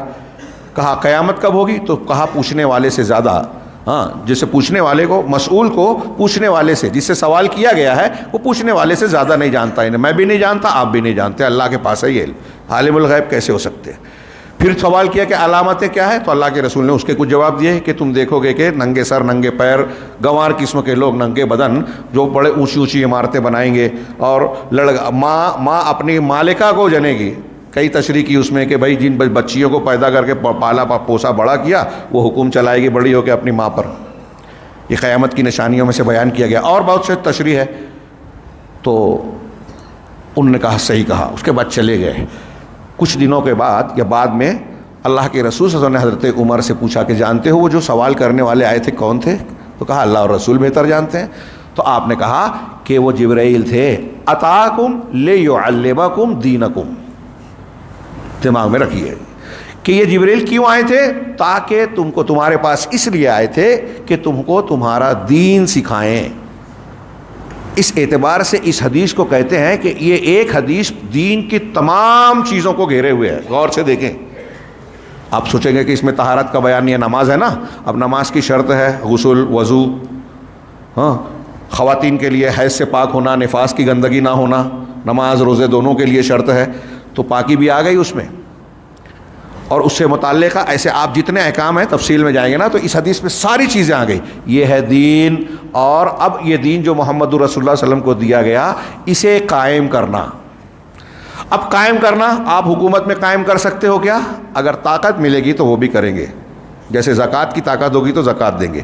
اگر ہماری طاقت نہیں ہے تو جتنا ہم کر سکتے ہیں اتنے کے مکلف ہے، اتنا اللہ ہم سے سوال کرے گا۔ ہمارے نوجوان جو جذباتی ہیں اگر وہ یہاں ہوں تو سنیں، کچھ لوگ آگے کہتے ہیں کہ قرآن و حدیث میں یہ بھی تو ہے، یہ بھی تو ہے، یہ بھی تو ہے، ہتھیار اٹھاؤ، مسلمانوں پر ظلم ہو رہا ہے۔ مکہ میں ہوتا تھا، آپ نے اس وقت اٹھایا، اجازت ہی نہیں تھی، خودکشی کرنے کے لیے نہیں کہا قرآن حدیث نے، مسلمانوں کو نقصان۔ یہ حماس نے پہلا حملہ کیا، اس کے بعد آپ کتنے یہودیوں کو مار رہے ہیں آج، لیکن کتنے میں بے گناہ عام شہری مر رہے ہیں، بچے مر رہے ہیں، عورتیں مر رہے ہیں، دوائیں روک دی گئی، غذائیں روک دی گئی۔ کیا حال ہے؟ کیا اسے آپ اسلامی جنگ کہیں گے؟ نہیں، یہ یہودیوں کی منصوبہ بندی کا حصہ ہے، یہ جو غزہ پر حملہ قبضہ کرنا چاہتے ہیں، اس لیے کہ غزہ کے سمندر میں گیس کے ذخیرے کی معلومات ہوئی، فرانس وغیرہ نہ لے لے میں یہ لینا چاہتے ہیں۔ دکھاوا دوسرا ہے، ڈرامہ چل رہا ہے۔ تو اقامت دین میں عرض کر رہا تھا، اب اس کو میں کہہ رہا ہوں تو کچھ لوگوں کی سمجھ میں نہیں آئے گا کہ بھئی ہم کو یہ طاقت نہیں ہے تو نہیں۔ ان انبیاء نے کتنا کیا؟ حضرت ابراہیم علیہ الصلوۃ والسلام کو اللہ کہہ رہا ہے کہ دین کو قائم کرو اور اس میں پھوٹ مت ڈالو۔ اس حکم پر حضرت ابراہیم علیہ الصلوۃ والسلام نے عمل کیا کہ نہیں کیا؟ غور کیجئے۔ سیدنا ابراہیم خلیل الرحمن، اہل علم کہتے ہیں کہ انبیاء اور رسولوں میں جس کا درجہ جتنا اونچا بتایا گیا، کیوں بتایا گیا؟ جس نے توحید کے تقاضے کو جتنا مکمل کیا، جس نے شرک کو جتنا رد کیا، جس نے لوگوں کو توحید کو کی طرف بلانے اور شرک سے منع کرنے میں جتنی قربانی دی، اس نبی کا درجہ اتنا اونچا، اور عام انسانوں میں بھی اس آدمی کا درجہ اتنا ہی اونچا ہوگا، اس جماعت کا درجہ اتنا اونچا ہوگا جو توحید پر عمل کرے گی۔ اور روئے زمین پر میں اکثر کہتا ہوں، اس پر غور کیجئے گا نوجوان، چھوٹی بات نہیں ہے اور غلط بھی نہیں ہے کہ آج کی تاریخ میں جماعتوں میں، گروہوں میں، سلفی جماعت، اہل الحدیث جماعت توحید پر جتنی محنت کرتی ہے، شرک کو جس طرح رد کرتی ہے، دوسروں کی مخالفت کی پرواہ کیے بغیر، حملوں کو جھیلتے ہوئے، کوئی دوسری جماعت کوئی دوسرا گروہ نہیں کرتا. یہ انبیاء کا طریقہ ہے اور دعوت کا تبلیغ کا منہج کا صرف یہ ایک حصہ کافی ہے اس جماعت کے لیے کہ سعادت مند ہے. اللہ رب العالمین ہمیں اس پر قائم رکھے, کسی فخر اور گھمنڈ میں مبتلا نہ کرے. پوری دنیا میں آج کوئی فضائل بیان کر رہا ہے, کوئی سیاسی دین پیش کر رہا ہے, کوئی کچھ, کوئی تصوف کے نام پر جو ہے اسلام کے نام پر اسلام سے دور لے جا رہا ہے, کوئی وحدت الوجودی عقیدہ بیان کر کے ہندو عقیدے کو ہمارے اندر پھیلا رہا ہے, یونانی اور ہندو عقیدے کو, اور ہم اس کو لائک کر رہے ہیں. پھر سے واپس جملہ وہ بولتا ہوں, یہ جو میں جو بیان کر رہا ہوں نا, یہ میرے بھائیوں کسی کو برا لگ رہا ہے, یقین جانیے اللہ گواہ ہے, اللہ اگر میرے اندر ہو تو اس کو صاف کرے.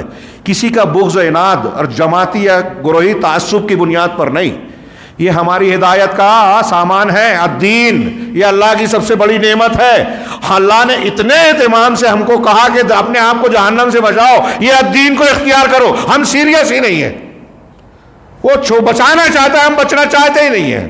اللہ کے رسول نے کہا کہ میری اور تمہاری مثال ایسی ہے, صحیح مسلم کی حدیث, کہ ایک آدمی آگ کو جلا رہا ہے, پرندے پروانے اس میں گر رہے ہیں, وہ انہیں روک رہا ہے.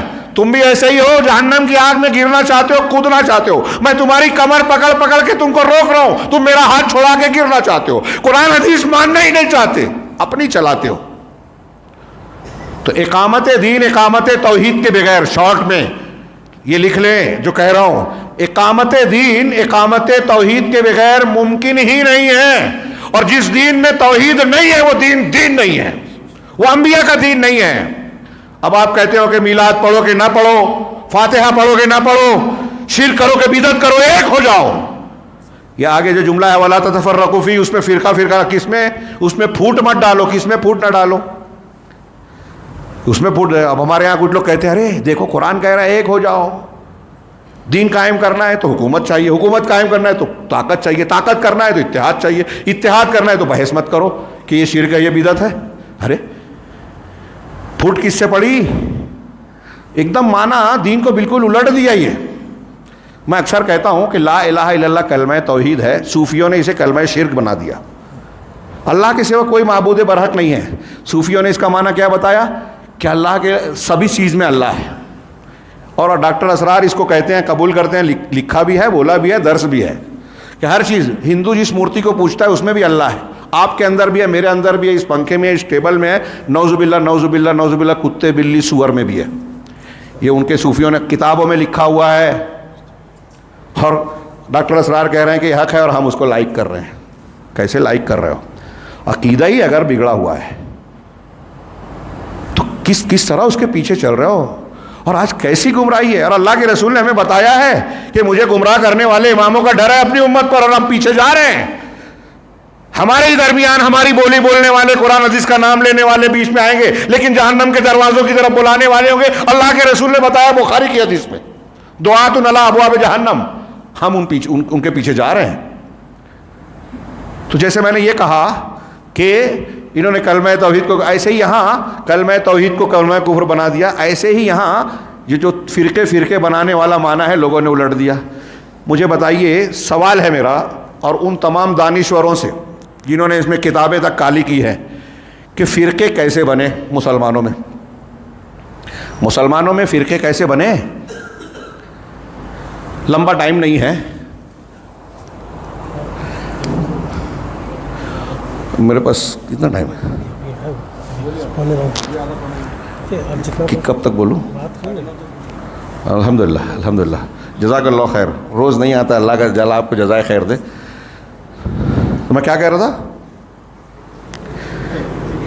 ہاں, انہوں نے یہ جو فرقے کیسے بنے, تو ان شارٹ مختصر جواب اس کا یہ ہے. اور یہ جو میں کہہ رہا ہوں یہ پوری تفصیل سے بیان کر سکتا ہوں, کئی تقریروں میں بیان کیا ہے. سلف نے لکھا ہے کہ فرقہ بنتا ہے بدعات سے. قرآن حدیث والا صراط مستقیم ہے, دھیان سے, قرآن حدیث والا راستہ صراط مستقیم ہے, جنت میں لے جانے والا. اب اس راستے سے جہاں تھوڑا سا ہٹا آدمی تو صراط مستقیم سے ہٹ گیا, نیا اصول بنایا, بدعت اختیار کی. دیکھیے دو فرق ہے. ایک ہوتا ہے کہ صحیح راستے پر, صحیح منہج اور عقیدے پر قائم آدمی سے غلطی ہو جائے. ایک اہل حدیث ہے, اس سے اخلاقی غلطی ہو جائے, وہ غلطی ہے، اس سے ہم ناراضگی کا مظاہرہ کریں گے، روکیں گے، اصلاح کریں گے. شراب پی لیا، چوری کر لی، گالی دے دیا، غیبت کی، سمجھائیں گے اس طرح کے گناہ کیا، لیکن اس سے دشمنی نہیں کی جائے گی. لیکن اگر ایک آدمی کا عقیدہ غلط ہے، منہج غلط ہے، اس سے دوستی نہیں کی جائے گی. ولا اور برا کا توحید سے جڑا ہوا یہ عقیدہ ہے. پڑھیے علماء سے، یہ توحید کا حصہ ہے کہ کس سے دوستی کرنا جائز ہے، کس سے نہیں جائز ہے. لا تجد قوما، یہ قرآن کہتا ہے، لا تجد قوما یؤمنون باللہ والیوم الآخر. بہت غور سے یہ آیت اور اس کی مختصر تشریح سنیے، اس پہ پوری تقریر کرنا چاہیے، لمبی چوڑی تفصیل کی ضرورت ہے. کہ قرآن کہتا ہے سورہ مجادلہ میں، لا تجد قوما یؤمنون باللہ والیوم الآخر یوادون من حاد اللہ ورسولہ، کہ آپ کسی ایسے قوم کو نہیں پائیں گے جو اللہ پر اور آخرت کے دن پر ایمان رکھتے ہوں. اللہ کو ماننے والے اور آخرت کو ماننے والے، قرآن کہہ رہا ہے، میں نہیں، ہاں، کہ وہ ان لوگوں سے محبت کریں، یوادون، ان لوگوں سے محبت کریں جو اللہ اور اس کے رسول کی مخالفت کرتے ہیں. پوائنٹ نوٹ کیجئے، قرآن کا یہ لفظ کیا کہہ رہا ہے؟ جو اللہ اور رسول کی مخالفت کر رہا ہے اس سے دوستی نہیں ہوگی. آپ کہہ رہے ہو اتحاد کرو. ایک آدمی بدعت کر رہا ہے، ایک آدمی کہہ رہا ہے کہ اللہ کے اسماء و صفات کو میں نہیں مانتا. ہمارے یہاں ایک جماعت کہتی ہے کہ اللہ تعالیٰ عرش پر مستوی نہیں ہے، اللہ ہر جگہ ہے، اشعری ماتوریدی اور ان کے ماننے والے احناف صوفی. اب آپ کہتے ہیں اعتراض مت کرو، میٹھی میٹھی بات کرو، فضائل بتاؤ، سونے کے آداب، کھانے کے آداب، چلنے کے آداب. آپ کتنے بھی آداب پہ عمل کر لیجئے، قرآن نے اپنے رسول محمد صلی اللہ علیہ وسلم کو خطاب کر کے کہا کہ اگر آپ بھی شرک کریں گے تو سارے عمل برباد ہو جائیں گے. لئن اشرکت لیحبطن عملک، ہل جانا چاہیے ایک مسلمان کو اگر سیریس ہو. اگر جہنم کو مانتا ہو اور اپنے آپ کو، اپنے بچوں کو جہنم سے بچانا ہے تو اس میں سیریس بنیے کہ اپنے آپ کو اور اپنے بچوں کو شرک سے بچائیں. کوئی کتنا بھی اونچا آدمی ہو، اگر اس کی دعوت میں شرک ہے تو وہ ہمارا پیشوا نہیں ہو سکتا، بلکہ اس سے محبت جائز نہیں ہے. قرآن کہہ رہا ہے کہ اللہ اور اس کے رسول کے دشمنوں سے آپ محبت نہیں کر سکتے اگر آپ اللہ آخرت کے دن پر ایمان رکھتے ہیں. وَلَوْ كَانُوا آبَاءَهُمْ أَوْ إِخْوَانَهُمْ أَوْ کیا ہے، وَلَوْ كَانُوا آبَاءَهُمْ أَوْ أَبْنَاءَهُمْ أَوْ إِخْوَانَهُمْ أَوْ عَشِيرَتَهُمْ، کہ اگر وہ اللہ اور اس کے رسول کے مخالف ہیں، بدعتی ہیں، شرک کر رہے ہیں تو ہمیں محبت نہیں ہو سکتی، چاہے باپ ہوں، بیٹے ہوں، بھائی ہوں، خاندان کے بیوی ہو، شوہر ہو.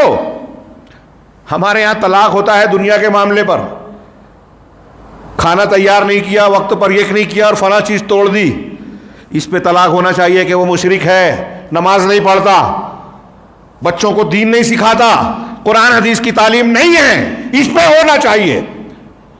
کیونکہ اگر آپ ساتھ دیتے ہو، ایسے شخص کی بیوی بن کے اگر ہماری توحید والی عورت رہتی ہے جو شرک کرتا ہے، ایسے شخص کو بیوی بنا کر رکھا ہے جو مشرک ہے کھلے طور سے، تو اس کو سوچنا چاہیے کہ اللہ اور اس کے رسول کے دشمن سے محبت کر رہا ہے.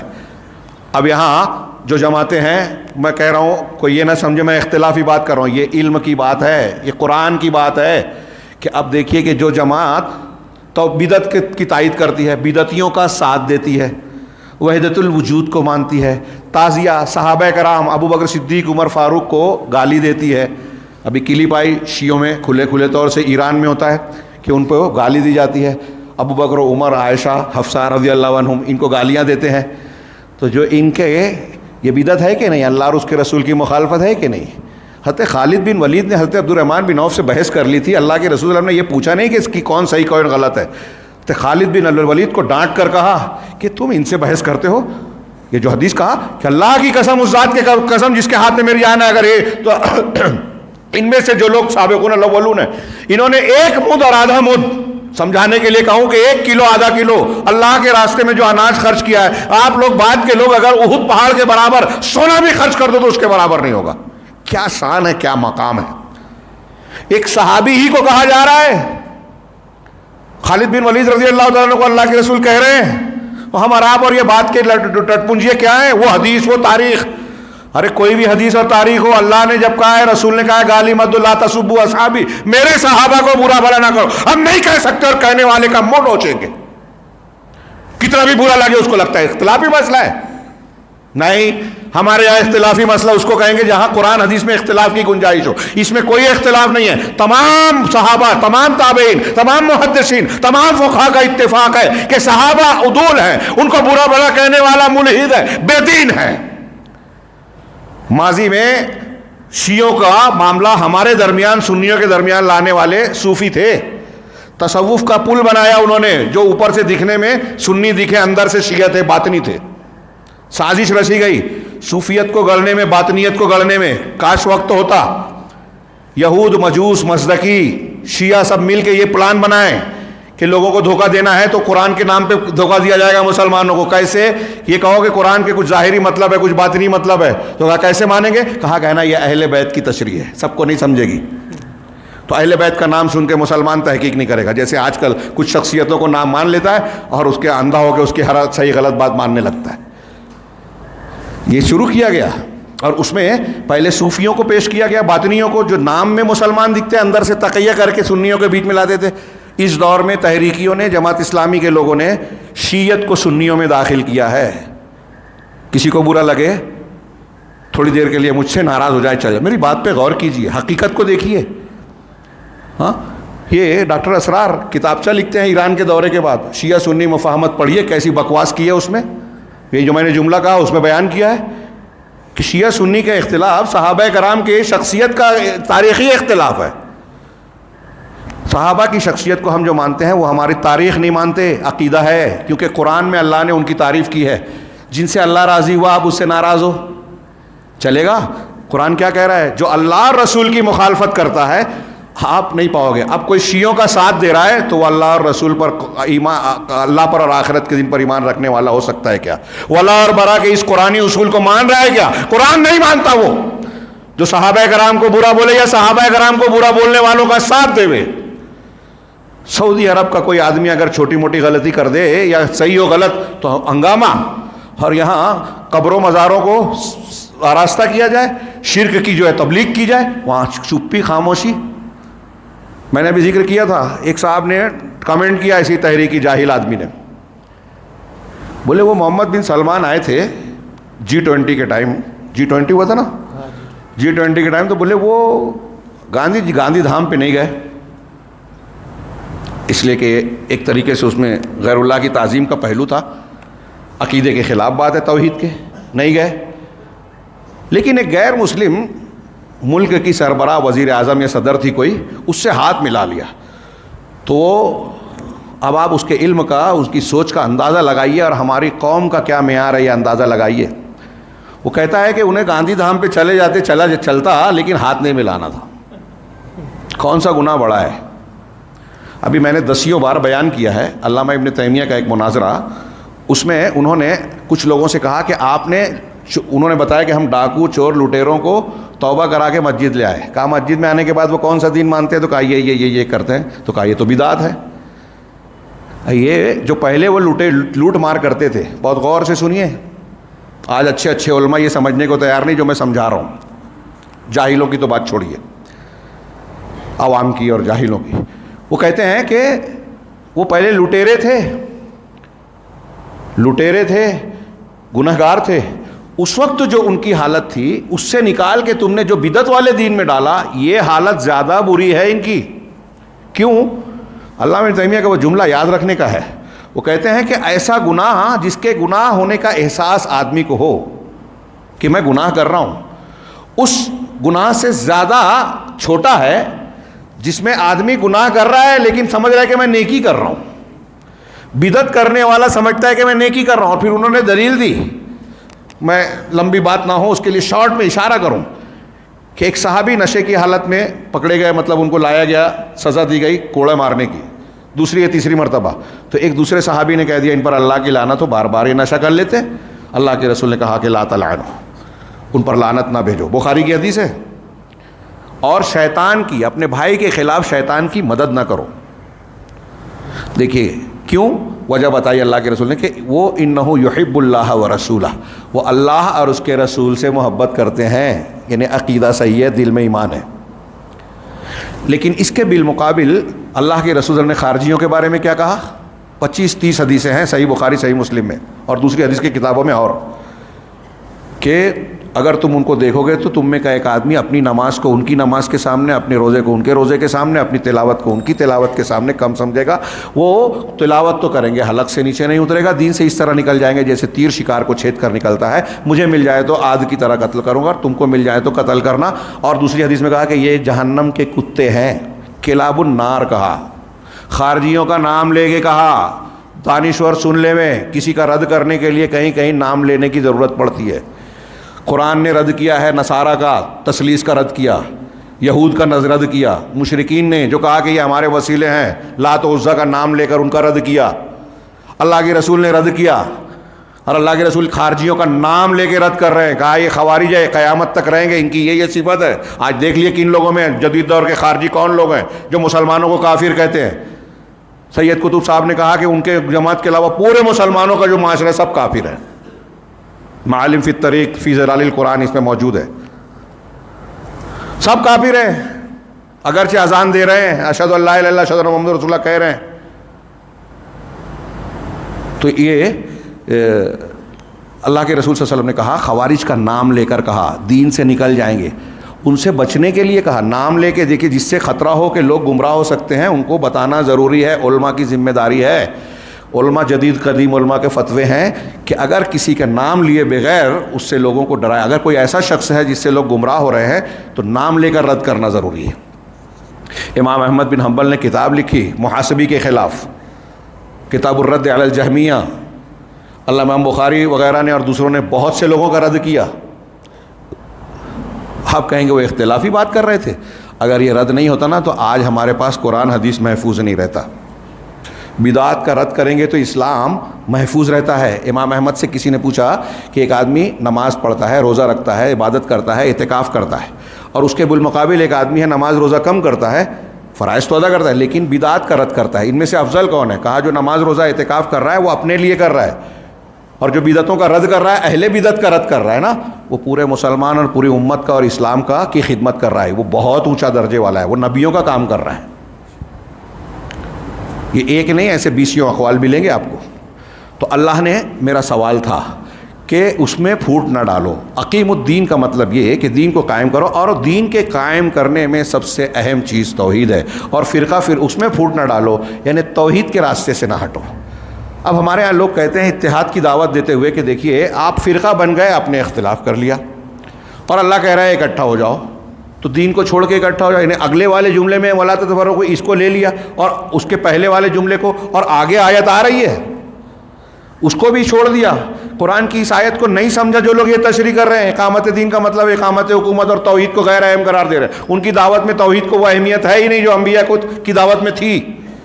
ایک آدمی شرک کرتا ہے، ان کی پیشانی پہ بل نہیں آتا، ان کی توحید ادھوری ہے، طاغوت کی حکومت کے خلاف بولتے ہیں. لیکن اگر کوئی عقیدے میں شرک کر رہا ہے، مزارات درگاہوں پر شرک کر رہا ہے، تو ان کو وہ فکر ٹینشن نہیں ہے. جس کا رد ابراہیم، میں نے سوال کیا تھا کہ کیا ابراہیم علیہ السلام نے اقامت دین نہیں کی سب سے اعلیٰ کی، اسی لیے ان کو قلت کا درجہ ملا. امام کہا اللہ نے کیا کیا مقامات دیا ان کو. ان ابراہیم کان امتن، ابراہیم ایک امت تھے، انجمن تھے، پیشوا تھے، رہبر تھے، امام تھے. کئی معنی کیا لوگوں نے. تو حضرت ابراہیم علیہ السلام نے حکومت قائم نہیں کی لیکن اقامت دین تو کیا نا. کون سا اقامت دین تھا وہ ہم بھی کر سکتے ہیں. آگے اس میں فرقہ پھوٹ نہ ڈالو، یعنی دین کی بنیادوں میں پھوٹ نہ ڈالو. مطلب قرآن حدیث کی جو تعلیمات، اصول اور منہج ہے اس میں الگ ہوگے تو پھوٹ ڈل جائے گی، بدعت اختلاف ہوگا. اور جو 72-73 فرقے بنیں گے وہ اصولوں، توحید اور سنت کے اصولوں سے ہٹ کر نئے اصول اور بدعات اختیار کرنے کی وجہ سے فرقہ بنتا ہے. لہٰذا فرقہ بندی کو اگر ختم کرنا ہے، لا تتفرقوا فی کا مطلب یہ ہے کہ سب لوگ دوسری چیزوں میں جھگڑتے ہو جھگڑو، لیکن توحید اور سنت کے اصول میں ایک ہو جاؤ. اور یہی معنی اس کا بھی ہے جس کو ہمارے کچھ ڈاکٹر صاحبان دعات بیان کرتے ہیں، علم کے دعوے دار لیکن علم نہیں ہے، جو کہتے ہیں کہ دیکھیے اللہ تعالیٰ نے تو قرآن میں کہا ہے کہ یہود و نصارہ سے بھی کہا کلمہ سوا کی طرف آ جاؤ. کلمہ تعالیٰ الی کلمۃ سواء بیننا وبین، ہمارے اور آپ کے درمیان جو کلمہ سوا ہے، مشترکہ بات ہے، اس کو اکٹھا کر لو. تو اب کہتے ہیں مسلمانوں میں مشترکہ بات اکٹھا ہو جاؤ. تو مسلمانوں میں مشترکہ بات کیا ہے؟ کون سا کلمہ سوا ہے؟ حکومت قائم کرنا ہے ایک کلمہ سوا ہے یا کیا ہے؟ توحید ہے. عیسائی سے، یہود و نصارہ سے جب اللہ تعالیٰ نے کہا کہ کلمہ سوا پہ آ جاؤ، تو عیسائیوں کو یہ عقیدہ چھوڑنا پڑے گا کہ حضرت عیسیٰ علیہ السلام اللہ کے بیٹے اور الہ ہیں. یہ چھوڑے بغیر وہ توحید پہ نہیں آ سکتے. یہودیوں کو اپنا شرک اور اپنا شرکیہ اصول چھوڑنا پڑے گا. احبار اور رہبان کو رب بنا کر قرآن حدیث کے مطلب اپنی اللہ کی کتاب کے مقابلے میں علماء کی بات ماننا چھوڑنا پڑے گا، جس کو قرآن نے شرک کہا. تو شرک کو چھوڑ کے توحید پہ آؤ. قرآن میں اگلے آیت ہے، کلمہ سوا خود قرآن نے بیان کیا، اللہ نعبد الا ایاہ ولا نشرک بہ شیئا. اللہ نعبد الا اللہ، کہ ہم اللہ کے سوا کسی کی عبادت نہ کریں اور اس کے ساتھ کسی کو شریک نہ ٹھہرائیں. یہ تمام انبیاء نے یہ کام کیا. آگے ہے وما تفرقوا. اب یہاں رک کے میں ایک اور جملہ بول دوں کہ تمام انبیاء کی دعوت توحید ہے. اللہ کے رسول نے فرمایا کہ ہم معاشر انبیاء اخیافی بھائی ہیں. ہاں، ہمارے دین ایک ہے. ہاں، مائیں ہماری الگ الگ ہے، دین اور بنیاد ایک ہے. توحید سب کا دین ہے، سب کا اشتراک ہے اس میں. اور نبی کریم صلی اللہ علیہ وسلم نے جو یہ کہا کہ سب کی توحید سب کی ہے، تو تمام انبیاء کی دعوت. نوح علیہ السلام کی دعوت کیا تھی؟ انہوں نے اقامت دین کی کہ نہیں کی؟ قرآن نے نقل کیا. ہاں، یا قومی اعبدوا اللہ ما لکم من الہ. میری قوم کے لوگوں، اللہ کی عبادت کرو، اس کے سوا کوئی معبود نہیں ہے. قرآن کی ایک آیت یہ دماغ میں رکھیے، وَلَقَدْ بَعَثْنَا فِي كُلِّ أُمَّةٍ رَسُولًا. ہم نے ہر امت میں ایک رسول مبعوث کیا، بھیجا. أَنِ اعْبُدُوا اللَّهَ وَاجْتَنِبُوا الطَّاغُوتَ. یہ دو جملہ یاد رکھیے، دعوت کے لیے دونوں ضروری ہے. ہر نبی کی دعوت کیا تھی؟ اللہ کی عبادت کرو، یہ توحید ہے. أَنِ اعْبُدُوا اللَّهَ وَاجْتَنِبُوا، اور طاغوت سے بچو، یہ شرک ہے. اب یہاں اہل علم نے کہا کہ پورا دین انہی دو چیزوں کی شاخیں ہیں. اگر آپ اللہ کو مانتے ہیں تو اللہ کے سارے حکم کو ماننا، نماز پر عمل کرنا ہے، روزے پر عمل کرنا ہے، ماں باپ کے حقوق کو ادا کرنا ہے جو قرآن نے بیان کی، حدیث نے بیان کیے. بیوی شوہر بیوی کے حقوق کا خیال رکھے، پڑوسیوں کے حقوق کا، ظلم نہ کرے، حلال کی چیزوں کو استعمال کرے. سب آ گیا ان اعبدوا اللہ میں کہ اللہ کے جو حکم ہے ماننا ہے. ولا واجتنبوا الطاغوت، اور طاغوت سے بچنا ہے. اللہ کے سامنے کسی کا حکم نہیں چلے گا. کوئی اور کچھ تہوار بنائے نہیں ماننا، کوئی اور کوئی عبادت بتائے نہیں کرنا، کوئی اور کوئی دعا بتاتا ہے، طریقہ دین بتاتا ہے، نہیں ماننا. تو اب یہ دو چیز ہے. علماء نے لکھا بہت، یہ جملہ جو میں بولنے جا رہا ہوں اس آیت اور ایسی اور بھی دلیلوں کی روشنی میں، کہ اسلام میں دو چیزیں ہیں، ایک ہے تحلیہ، ایک ہے تخلیہ. تحلیہ اس کو دوسرے لفظ میں تربیہ اور تصفیہ بھی کہتے ہیں، کہ کچھ چیزیں جو ہم کو اختیار کرنی ہے. تحلیہ حلی سے بنا ہے، یعنی زیور. کن چیزوں سے ہمیں اپنے آپ کو متصف کرنا ہے وہ تحلیہ ہے. اور تخلیہ کن چیزوں سے ہمیں اپنے آپ کو صاف کرنا ہے، یہ تزکیہ بھی ہے. اور یہ تربیہ کہ ہمیں کون سی چیز اختیار کرنی ہے، اپنے بچوں کو کون سی چیز کہ یہ کرو یہ کرو یہ کرو، یہ ڈو ہے. اور دوسری چیز ہے ڈونٹ، یہ نہ کرو یہ نہ کرو یہ نہ کرو. تو طاغوت سے بچنا، شرک سے بچنا. اب اگر کوئی بدعت کر رہا ہے، غور سے کہ اگر کوئی بدعت کر رہا ہے تو ہمیں کہنا چاہیے کہ نہیں کہ بدعت مت کرو. ہر جمعہ میں اللہ کے رسول صلی اللہ علیہ وسلم فرماتے تھے کل محدثۃ بدعہ، ہر نئی چیز بدعت ہے، ہر بدعت گمراہی ہے. بتائیے کہ صحابہ کرام کے سامنے ہر جمعہ کو کیوں کہتے تھے رسول اللہ صلی اللہ علیہ وسلم؟ یہ اس لیے کہ آپ ہم قیامت تک کے مسلمان سنجیدہ ہوں اس معاملے میں کہ دین کا معاملہ آسان نہیں ہے. یہ جو دین ہے اللہ نے بلا وجہ نازل نہیں کیا، مذاق نہیں کیا، بے مقصد دنیا کو پیدا نہیں کیا. یہ اتنے اہتمام سے اللہ نے دین کو نازل کیا، اور ہم لوگ ٹائم بھی نہیں ہے کہ کوئی کچھ بھی بول رہا ہے اس کے پیچھے چلے جا رہے ہیں. کوئی شرک بتا رہا ہے ہم خاموش ہیں، کوئی بدعت بتا رہا ہے اختیار کر لے رہے. ہمارے بچے کہاں جا رہے ہیں پتہ ہی نہیں ہے. تو دین کو قائم کرو، توحید والے دین کو. یہ دین کو جو میں نے بتایا حدیث جبرائیل کے حوالے سے، یہ دین ہے، اس میں سے جو چیزیں ہم پر فرض ہیں کرنا ہے، ہماری طاقت میں ہے، تو جو چیزیں اس کے خلاف ہے اس سے بچنا ہے. اور دوسروں کو روکنا ہے، کم سے کم اپنے گھر کے لوگوں کو روکنا ہے. لیکن لوگ اپنے گھر میں دین نہیں بتاتے، توحید خود نہیں سیکھتے، اور دنیا میں دین کو نافذ کرنے کی بات کرتے ہیں. خود ہی کو دین نہیں معلوم ہے، توحید نہیں معلوم ہے. آیت میں آگے بڑھتا ہوں کہ کبرا علی المشرکین ما تدعوہم الیہ. وقت کم ہے اس لیے بہت شارٹ میں یہ جملے کی میں تشریح کر کے آیت مکمل کر کے بات کو ختم کروں گا. آپ غور سے سنیے گا. مجھے افسوس ہے کہ یہ ساری چیزیں تفصیل طلب ہے، ہاں، لیکن بہت اختصار کے ساتھ کہ مشرکین پر بہت بڑا ہے جو بہت بڑی ہے، بھاری پڑتی ہے وہ بات جس کی طرف آپ ان کو دعوت دیتے ہیں، مشرکین پر بھاری ہے۔ میں یہاں کچھ چیزیں آج کی جوڑنا چاہتا ہوں قرآن کی اس آیت میں۔ یہ وہی لا تتفرقوا فی کے بعد اللہ کہہ رہا ہے کہ مشرکین پر بھاری۔ مشرکین کے لیے کیا بھاری تھا اللہ کے رسول کی دعوت؟ بتائیے، توحید کی دعوت نا، جو ان کے شرک کو رد کر رہی ہے۔ تو جس چیز کی آپ دعوت دے رہے ہیں وہی تو اقامت دین ہے، جس کی آپ دعوت دے رہے ہیں اقامت دین، اقامت توحید ہے، اور مشرکین کو وہ بری لگ رہی ہے۔ اب ہم توحید کی دعوت دیتے ہیں تو آج ہمارے مسلمانوں کو برا لگتا ہے کہ کیا توحید لگا رکھا ہے۔ اس سے کیا ہوگا؟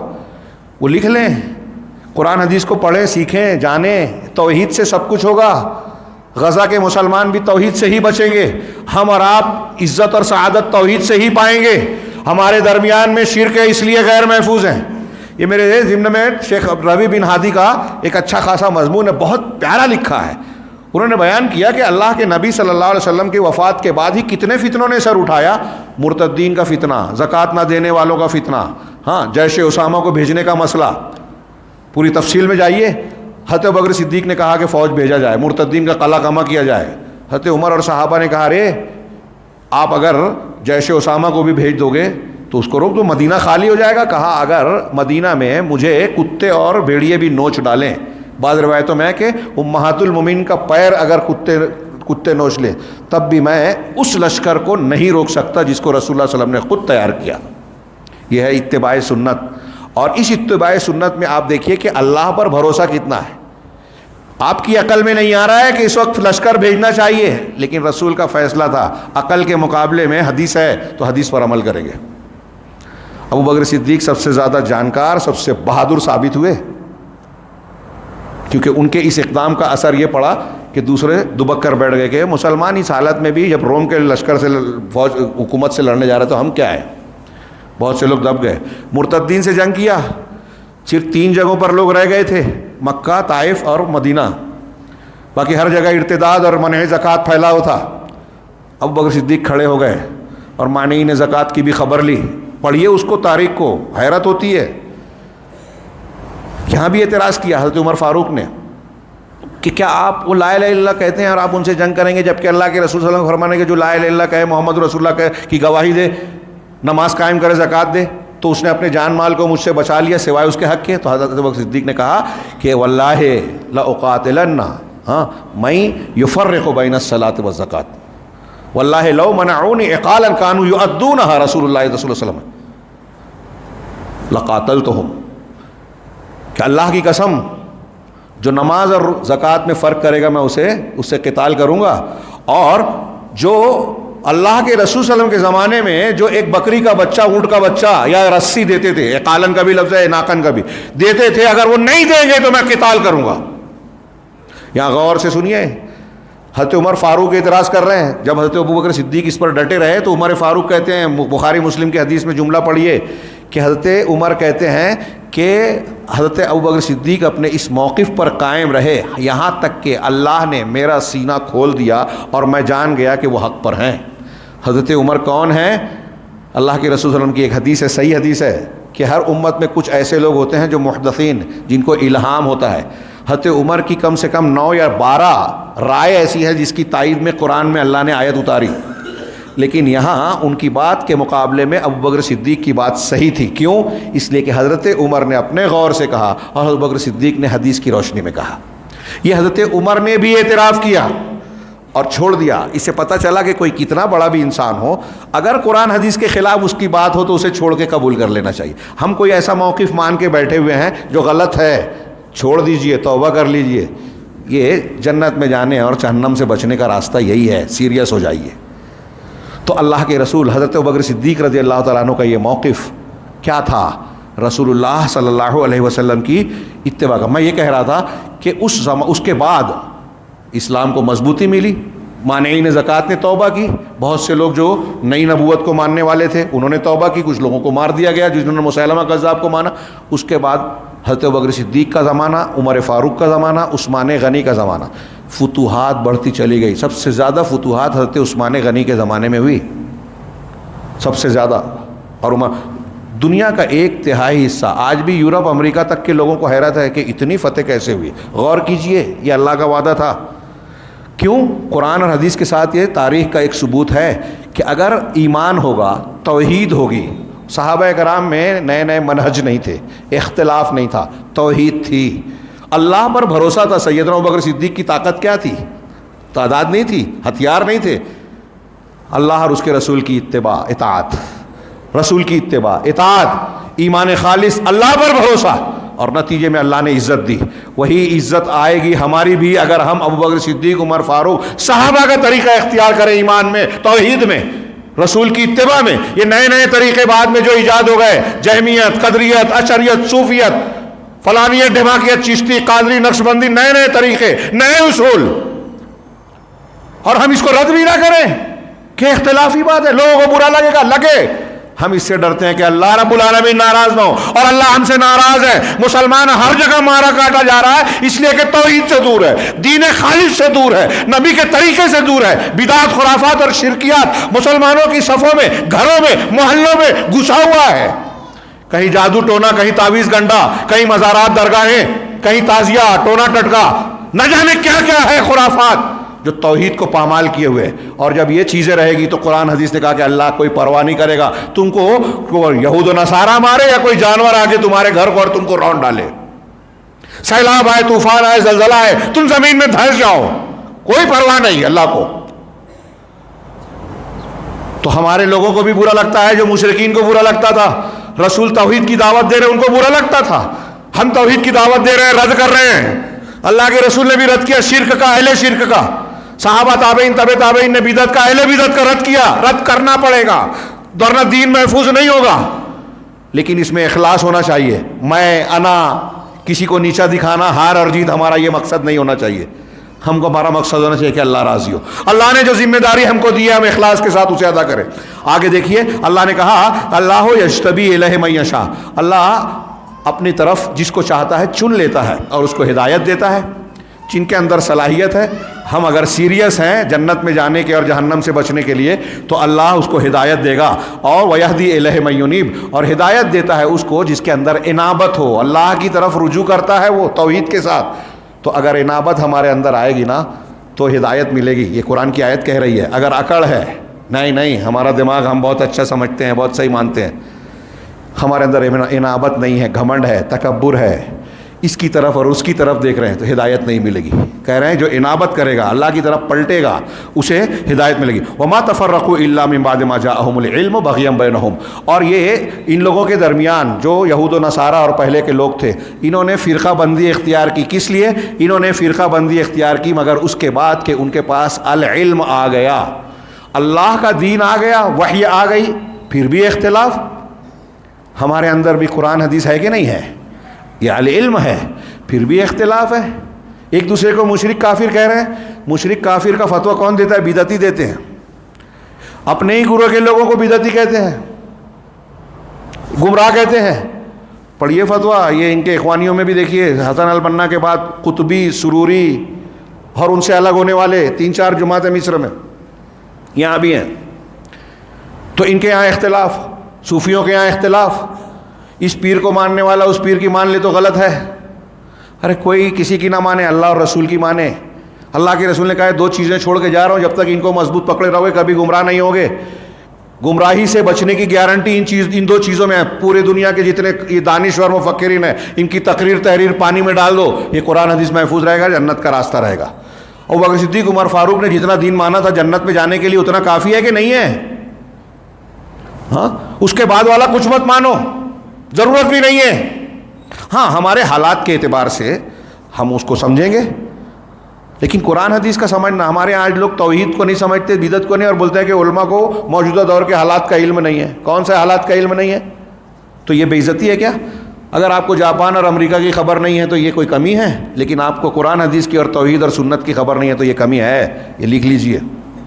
اور جو قرآن حدیث اور توحید کو جانتا ہے وہی پہچانتا ہے کہ شیعہ جو ہے اوپر سے اگر دعویٰ کر رہے ہیں، دھوکہ دے رہے ہیں کہ یہودیوں کو ہم لڑیں گے ماریں گے، نہیں، یہ نہیں ہو سکتا. حضرت عمر کو گالی دینے والے لوگ، فلسطین کو فتح کرنے والے، بیت المقدس کو آزاد کرنے والے نہیں ہو سکتے، ناممکن. آگے آیت میں دیکھیے کہ ان لوگوں نے علم آنے کے بعد، علم آ گیا تو اتحاد ہونا چاہیے، لیکن قرآن حدیث کو مانتے نہیں ہیں، سیریس نہیں ہے نا. کیوں؟ بغیم بینہم، آپس میں ضد اور حسد کی وجہ سے. اس کا مطلب یہ ہوا کہ قرآن حدیث کی تعلیم اگر کسی نے ہم کو بیان کی، میں کوئی غلط کام کر رہا ہوں، شیخ نے مجھے آگے بتایا کہ یہ غلط ہے، قرآن کی آیت ہے، دیکھیے اس سے ثابت ہو رہا ہے کہ آپ کا یہ عقیدہ، آپ کی یہ فکر، آپ کا یہ عمل، آپ کا یہ تہوار غلط ہے. تو اب قرآن کی آیت جب انہوں نے پیش کی، سمجھا دیا، تو مجھے مان لینا چاہیے. میں نہیں مانتا تو اس کا مطلب آج بھی اگر کوئی قرآن حدیث کو نہیں مان رہا ہے تو اس کے اندر آیت کے مطابق بغین، ضد ہے، ہٹ دھرمی ہے، تکبر ہے، انا ہے. جیسے فرعون نے موسیٰ علیہ السلام کی ساری نشانیوں کو جاننے کے باوجود ایمان نہیں لایا، قبول نہیں کیا. ابو جہل نے نہیں مانا. ہم اس درجے کے نہیں، لیکن چھوٹے درجے میں اسی طریقے پہ چل رہے ہیں. جب ہم اللہ اور اس کے رسول کی کوئی بات جاننے سمجھنے کے بعد ماننے سے انکار کرتے ہیں، بغیم بینہم کا مطلب یہی ہے. اللہ نے آگے فرمایا ولولا کلمۃ سبقت من ربک الی اجل مسمى، اگر ایسا نہ ہوتا، تمہارے پروردگار کا کلمہ پہلے سے ایک مقررہ مدت تک کے لیے پہلے سے سبقت نہ کیا ہوتا کہ قیامت کے دن حساب کتاب لے گا، اگر پہلے سے اللہ نے یہ طے نہیں کیا ہوتا لقضی بینہم، تو ان کا فیصلہ ہو جاتا. ان کو آج ہی دنیا میں عذاب دے دیتا رب العالمین، لیکن ڈھیل دے رہا ہے، یہ اس کا احسان ہے. موقع مل رہا ہے، توبہ کر لے، سدھر جائیں. وَإِنَّ الَّذِينَ أُورِثُوا الْكِتَابَ مِن بَعْدِهِمْ لَفِي شَكٍّ مِّنْهُ مُرِيبٍ، اور جن کو ان کے بعد کتاب کا وارث بنایا گیا وہ الجھن والے شک میں پڑے ہوئے ہیں. قرآن کا وارث ہیں، حدیث جانتے ہیں، پھر بھی شک شبے میں پڑے ہیں، اس لیے کہ ماننے کو تیار نہیں ہیں، اصولوں کو نہیں جانتے، اللہ اور رسول کی بات کو صحابہ اور سلف کے طریقے پہ نہیں مان رہے ہیں، بلکہ فلاں اور فلاں کے طریقے کو دیکھ رہے ہیں. یہ اور آگے کیا ہے، کتنا بج گیا، ٹائم ہو گیا، ہاں 26 ہو گیا، 4-5 منٹ باقی ہے. میں چاہتا تھا کہ آگے کی آیت کا بھی وہ وضاحت کر دوں. آگے کی آیت میں 10 جملہ ہے. علامہ ابن کثیر نے کہا کہ پورے قرآن میں 10 جملہ جو اپنے آپ میں ایک اصول کی حیثیت رکھتا ہے. ایک یہ آیت ہے جو آگے پڑھنے جا رہا ہوں، اور ایک آیت الکرسی ہے. ان دونوں کے جیسی کوئی آیت نہیں ہے، صرف ترجمہ کر رہا ہوں. لیکن ایک ایک چیز کو اللہ نے کہا فَلِذَٰلِكَ فَادْعُوا، پہلا جملہ اللہ کے رسول سے کہہ رہے ہیں کہ یہ جو دعوت توحید اور دین اللہ نے اتارا ہے، اسی کی دعوت دیجیے. اب ہم سارے دنیا سے مسلمانوں سے کہہ رہے ہیں جو اختلافی غیر اختلافی سب چھوڑ دو، جو اللہ نے اتارا ہے نا اسی کی دعوت دیجیے. یہ اللہ نے رسول سے کہا ہے، ہم کو وہی کرنا چاہیے. اور اگر آپ توحید کی دعوت نہیں دے رہے ہیں، آپ سنت کی دعوت نہیں دے رہے ہیں، بدعت کا اور شرک کا رد نہیں کر رہے ہیں، تو آپ یہ دعوت نہیں دے رہے ہیں. اللہ کہہ رہا ہے اس کی دعوت دیجیے، اسی کی دعوت دیجیے، اور دوسرے فلاں لال ڈائری اور فلاں کی تفسیر نہیں، جو اللہ اور رسول کی بات صحابہ کی تفسیر سے میل کھاتی ہے وہ دینے کا. اسی کی دعوت دیجیے. وَاسْتَقِمْ كَمَا أُمِرْتَ، لوگوں کو اس سچے صحیح دین کی طرف دعوت دیجیے، اور تم خود اس دین پر قائم رہو جیسا کہ آپ کو حکم دیا. رسول کو کہا جا رہا ہے کہ آپ بھی اللہ کی نازل کی ہوئی وحی سے ہٹ نہیں سکتے. ثُمَّ جَعَلْنَاكَ عَلَى شَرِيَةٍ مِّنَ الْأَمْرِ، یہ قرآن کی دوسری آیت ہے کہ پھر ہم نے شریعت کے ایک حکم پر آپ کو فائز کر دیا. فَاتَّبِعْهَا، اسی کی اتباع کیجیے. وَلَا تَتَّبِعْ أَهْوَاءَ الَّذِينَ لَا يَعْلَمُونَ، اور اس کے علاوہ ان لوگوں کی خواہشات کی پیروی مت کیجیے جو علم نہیں رکھتے.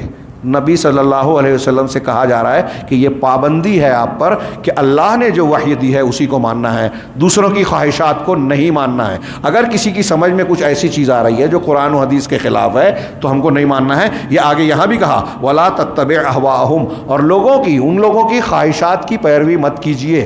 خواہشات جتنی بدعتیں ہیں سب خواہشات، قرآن حدیث سے ہٹ کے جو بھی آپ کوئی ایسی چیز اختیار کرتے ہیں جو قرآن حدیث کے خلاف ہے وہ خواہشات ہیں، اور ساری بدعت احوا ہے. اسی لیے اہل بدعت کو اہل احوا بھی کہا جاتا ہے. ہاں وَقُلْ آمَنْتُ بِمَا أَنزَلَ اللَّهُ مِنْ کتاب، اور یہ کہو، ایک ایک جملہ دیکھیے، اور کہو کہ میں ایمان لایا اللہ نے جو بھی کتاب نازل کی ہے، وہ قرآن ہو، توریت، انجیل، زبور ہو، ساری کتابوں پر ایمان لاتے ہیں. یہ الگ بات ہے کہ پچھلی کتابوں کی شریعتیں تفصیلات منسوخ ہو گئی ہیں، اب قرآن ان پر مہیمن اور فیصل ہے، اس پر پوری طریقے سے ایمان لانا اور اس پر عمل کرنا واجب ہے. وَأُمِرْتُ لِأَعْدِلَ بَيْنَكُمْ، اور مجھے حکم دیا گیا ہے کہ تمہارے درمیان میں انصاف کروں. صحیح کو صحیح بولوں، غلط کو غلط بولوں، حقدار کو حق دوں، اور کسی کے ساتھ کوئی زیادتی نہ ہو۔ اللہ ربنا و ربکم، اللہ ہی ہمارا بھی رب ہے، تمہارا بھی مالک ہے، ہمارا مالک تمہارا رب مالک، ہمارا پروردگار تمہارا۔ تو جب وہی مالک ہے تو اسی کی پرستش کرنی ہے، اسی کا دیا ہوا دین ماننا ہے، اس نے جو وحی اتاری ہے اسی پر عمل کرنا ہے، اسی کو عقیدہ بنانا ہے۔ پروردگار تو وہی ہے، کسی اور کی کوئی بات رب کے بات کے سامنے نہیں چلے گی۔ لنا اعمالنا ولکم اعمالکم، ہمارے لیے ہمارا عمل، تمہارے لیے تمہارا عمل۔ اب ہم زور زبردستی نہیں کر سکتے، ہم نے دین کو بتا دیا تو جو میرا عمل ہو اس کے حساب سے میرا انجام ہوگا، میں تم پر اور تم مجھ پر داروغہ نہیں ہو، جو تمہارا عمل ہے تمہارا انجام تمہارے لیے ہوگا۔ لا حجت بیننا و بینکم، تمہارے اور ہمارے درمیان کوئی حجت تکرار نہیں ہے، ہاں۔ اور اللہ یجمع بیننا و الیہ المصیر، اللہ ہم سب کو اکٹھا کرے گا اور اسی کی طرف لوٹ کر جانا ہے۔ یہ اللہ رب العالمین کا دین خالص ہے، جس کو ہم سلفی منہج اہل حدیث کا طریقہ کہتے ہیں، جس کی بنیاد توحید ہے، اتباع سنت ہے، اور قرآن اور حدیث کو اس طریقے سے ماننا جیسے صحابہ کرام نے مانا تھا، اور صحابہ سلف ہیں اس لیے ان کی طرف نسبت کرتے ہوئے ہم سلفی کہلاتے ہیں۔ اللہ رب العالمین سے دعا ہے کہ وہ ہمیں اس دین کو سمجھنے اور اس کے مطابق عقیدتاً، علماً، عملاً زندگی گزارنے کی توفیق عطا فرمائے۔ اور یہ ہمارا یقین اور بھروسہ ہونا چاہیے سیدنا ابوبکر صدیق کی طرح، اس درجے کا نہ صحیح لیکن اس طرح ہونا چاہیے کہ اگر ہم نے اس دین کو ویسے ہی قبول کیا یقین و اخلاص کے ساتھ تو ہمیں دنیا میں بھی عزت ملے گی۔ عزت کا راستہ یہی ہے، دنیا کی آپ ڈگریاں لے لیں، معاشی قوت حاصل کر لیں، سیاست میں چلے جائیں، لیکن اگر آپ کے پاس ایمان نہیں ہے، توحید نہیں ہے، اتباع نہیں ہے، تو اللہ رب العالمین کی برکتوں اور رحمتوں کے مستحق نہیں ہوں گے۔ رب العالمین ہمیں اپنی برکتوں اور رحمتوں کا مستحق بنائے، دنیا میں بھی عزت سے نوازے اور آخرت میں بھی ہمیں ہر قسم کے عذاب سے بچا کر اپنے انعام کا مستحق قرار دے۔ میں اللہ کا شکر ادا کرتا ہوں جس نے آپ کے درمیان آنے کی توفیق عطا فرمائی، اور اللہ کے بعد یہاں کی جمعیت اور جماعت کے مسجد کے ذمہ داران اور آپ تمام حضرات کا بھی شکریہ ادا کرتا ہوں، اور گزارش کرتا ہوں کہ جو کچھ ہم نے باتیں سنی ہیں، ہو سکتا ہے میں انسان ہوں، کچھ خطا غلطی اگر ہوئی ہے اللہ معاف کرے، اور آپ بھی تحقیق کریں، کسی کی کوئی بات حرف آخر نہ مانیں۔ تحقیق ہمارے لیے معیار قرآن حدیث ہے، میری جو باتیں قرآن و حدیث کے موافق ہیں میں مانتا ہوں وہ غلط نہیں ہو سکتی، اور اگر کوئی غلط ہے ہو گئی ہے تو میری بھی اصلاح کی جائے۔ اللہ رب العالمین ہم سب کو دنیا اور آخرت میں کامیابیوں سے نوازے۔ وآخر دعوانا الحمد للہ رب العالمین، صلی اللہ علیہ وسلم محمد۔